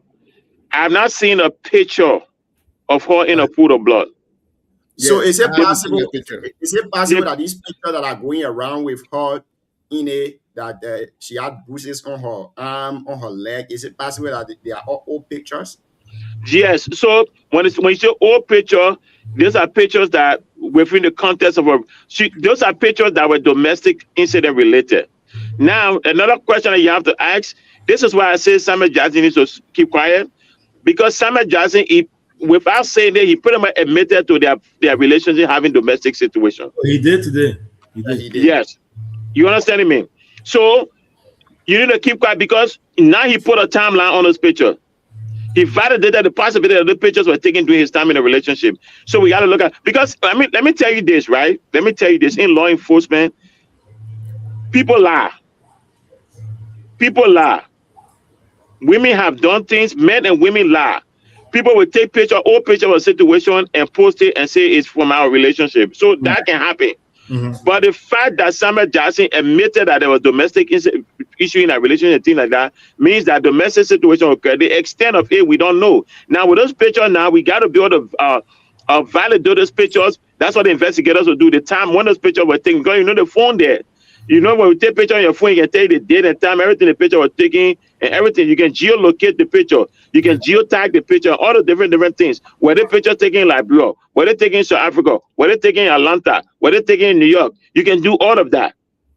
So, but those pictures may be, when you say old picture, relatively speaking, as old picture as in it, there's another picture that happened, there's another thing that happened 2-3 days before her death. Those are things that happened maybe 6 months, 5 months, 1 year ago before the because yeah, but that does not still change the fact that if it happened 1 or 2 years, he and that lady has been married for about 3-4 years now. 6 years. They've been 6 years. So they've been married for a long time. So those pictures, 6 years, those pictures look like pictures that are pictures of incidents that happen in a relationship. Now the police has to be able to establish that they have those pictures are pictures of incidents happening in a relationship. Thank you very much for being here tonight, Alfred. It's been a wonderful time having conversation with you. Thank Finally, you. give us your parting word. I mean, at this point, all we got to do is let the investigation take its course. I think the initial approach towards the situation was wrong. I mean, taking ERU, if you didn't have an arrest warrant or search warrant, there was no need to take ERU there. You had to do a basic death investigation and go from there. But I think Samuel Jackson has a strong defense. I think LMP has a strong circumstantial case, and this whole thing will come down to the timeline of what happened between in the morning and when Samuel Jackson came back. Once they can establish, when they can create a theory and back the theory, whoever can be able to back that theory with the strongest of evidence will win the case. Thank you. Thank you very much for being here tonight, Chief. Thank you, boss. Well, we've been here now for nearly 4 hours. CEO, in 2 minutes, give us a parting comment, and we go to Sam. Call it a day. Yeah, I know. Nothing really much you can say after Alfred and what Sam and everything you guys have been discussing. So we look forward to coming back here again tomorrow to discuss. But I urge the police to continue to do the work they're doing. I mean, other people have been critical of them, but I think they have been doing a good job. Given the nature of the case, and emotions are high. Family members, friends, people from the women grouping. I mean, they all have right to express their frustration. It's part of it. It's frustrating. Liberians. One thing that I noticed is Liberians are actually really standing up for the late Tony. They want justice for her, and I think that's the right way to go about it. Again, we urge the police to continue to do what they're doing, continue to do their work, and then we hope and pray for peaceful resolution and a fair justice. Again, he's not guilty until proven guilty, so we look forward to what will come out of it. But overall, it's a sad situation from every angle. Thank you very much, CEO. Mr. Sam, finally, your 2 minutes. Okay, so I would disagree with Alfred a little bit when you said, you're going to Samuel's house, Samuel Jackson's house, where she has been that. Listen, he doesn't know what the thing is. He doesn't even know what in Samuel's Jackson's house. They didn't enter. They just went there. It could be, what the police lay hands on or what they were told. Let me disagree. Is that the protocol across the country? Every time there's a thing that I do, no, you always go there like that. So every case is treated different. Here it might be different, but listen, in Liberia, you don't know. There are other guys in the house who might have been in defense of Samuel Jackson. That's my question though. In Liberia, let me tell you this. This is a house that in fence. You don't know how many guys are in there. You can't just go for investigation and get 2 people. Sam, Sam, wait. Alfred's point here tonight is based on legality.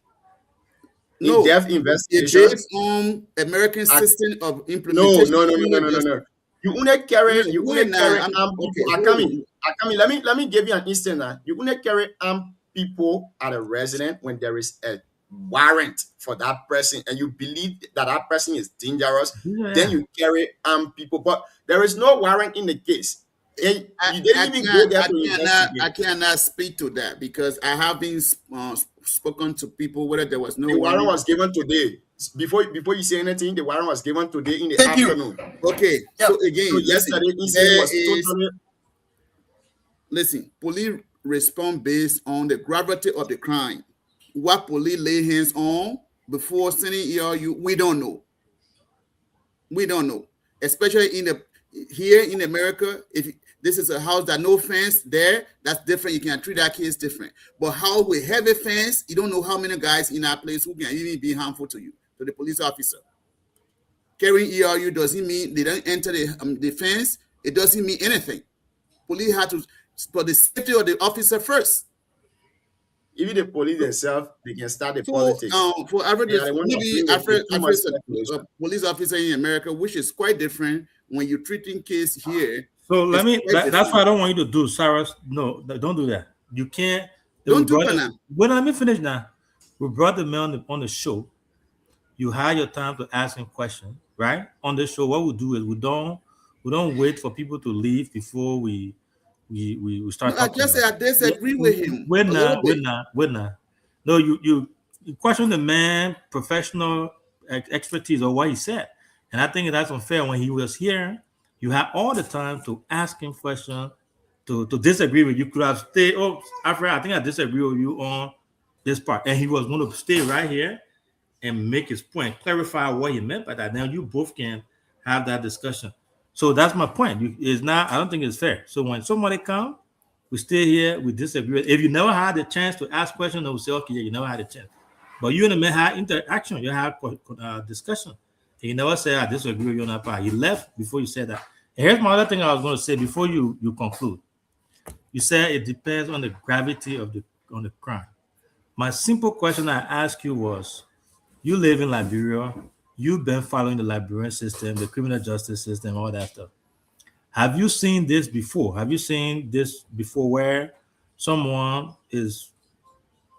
passed away and then ERU? What is the role of the ERU in the first place, and what's the role of the police? Do you see that all the time? That a regular routine? No, happens? It's not. That's why there were now. We all have to understand why. It's not. Okay.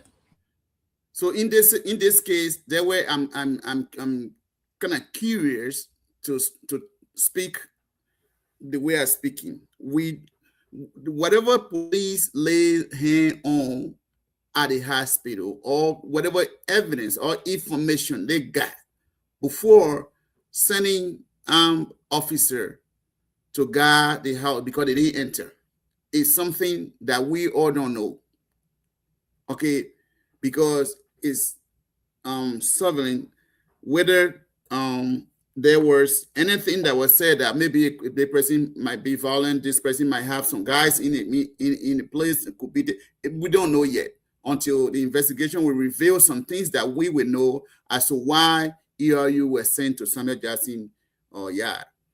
So that's why I'm coming from with this. It's a very, very critical case to handle. So with that being said, I think that again, Samuel Jackson, in my mind, things went wrong.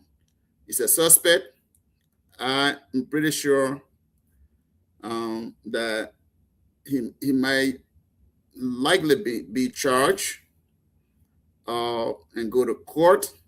Now, when he gets to court now, there where the lawyer then will do their thing, whether he had the intent to kill his wife or the men's real, attribute reels, then will come in. Intention team will play in that session of investigation when it comes to prosecution. So Thank you very much. So with this being said, ladies and gentlemen, boys and girls, my family and friends who are listening to me from the motherland, I want to say thank you for listening to me. We come here to you had a green city that today. You had a green city that today. We come here to debate, and what we say here, we say it the way we say it. Our differences is good because we learn from each other.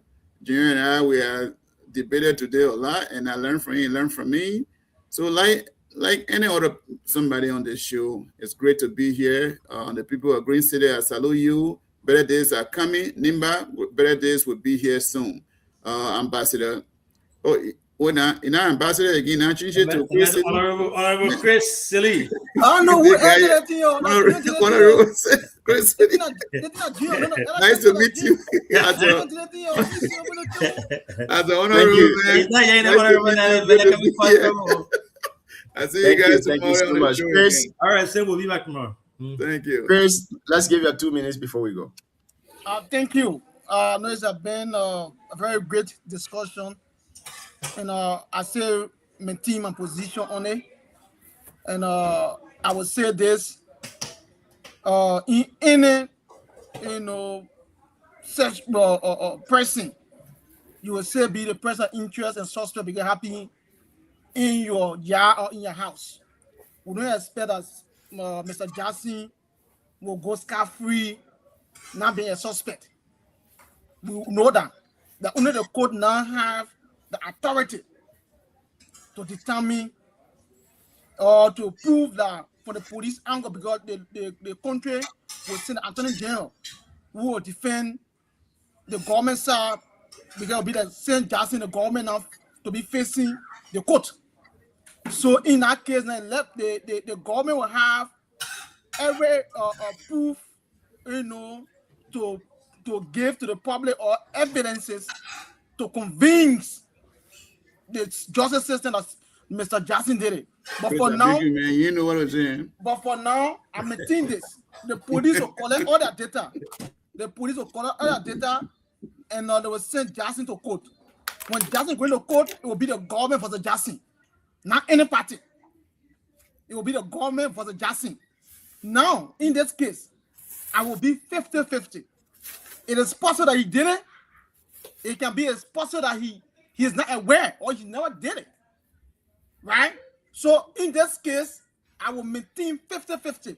The other people have already concluded that he didn't know. It is possible that they're around, that somebody may let it enter that thing to do it. Don't know. Criminal can go anywhere. It happened in the case of Guillaume Musu's car. Because law had to do a precedent. No, I'm coming.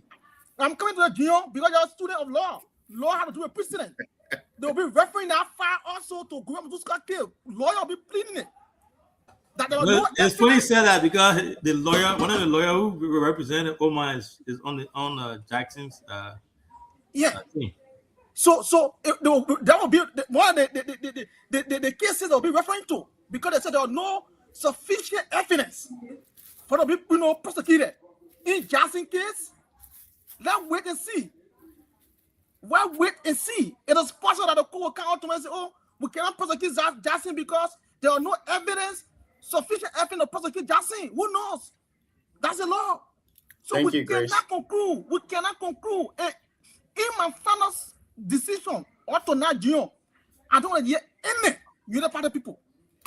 I'm maintaining my position. Yeah, but 1% people, you got 1% mayor. So you got they were also part of us United. I don't want to hear them on this case because it happened yesterday.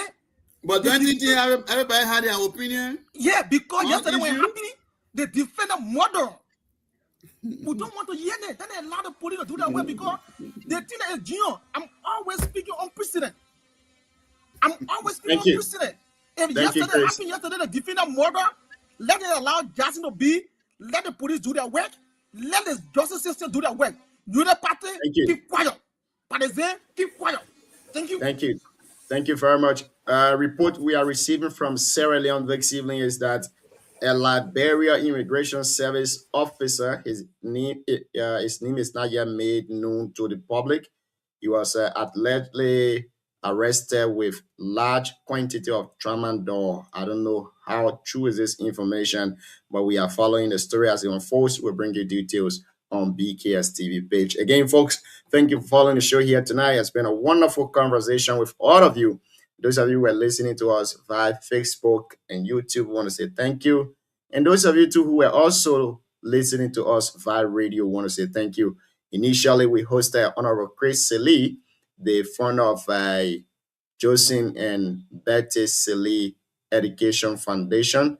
He spoke of their recent, their upcoming Career Day program in Tapeta City, followed by the training issues across Liberia. I want to say thank you, CEO, for being here tonight. Thank you, Chris, for also being here, and the rest of the folks, CIWT and other people. Thank you guys for also being here.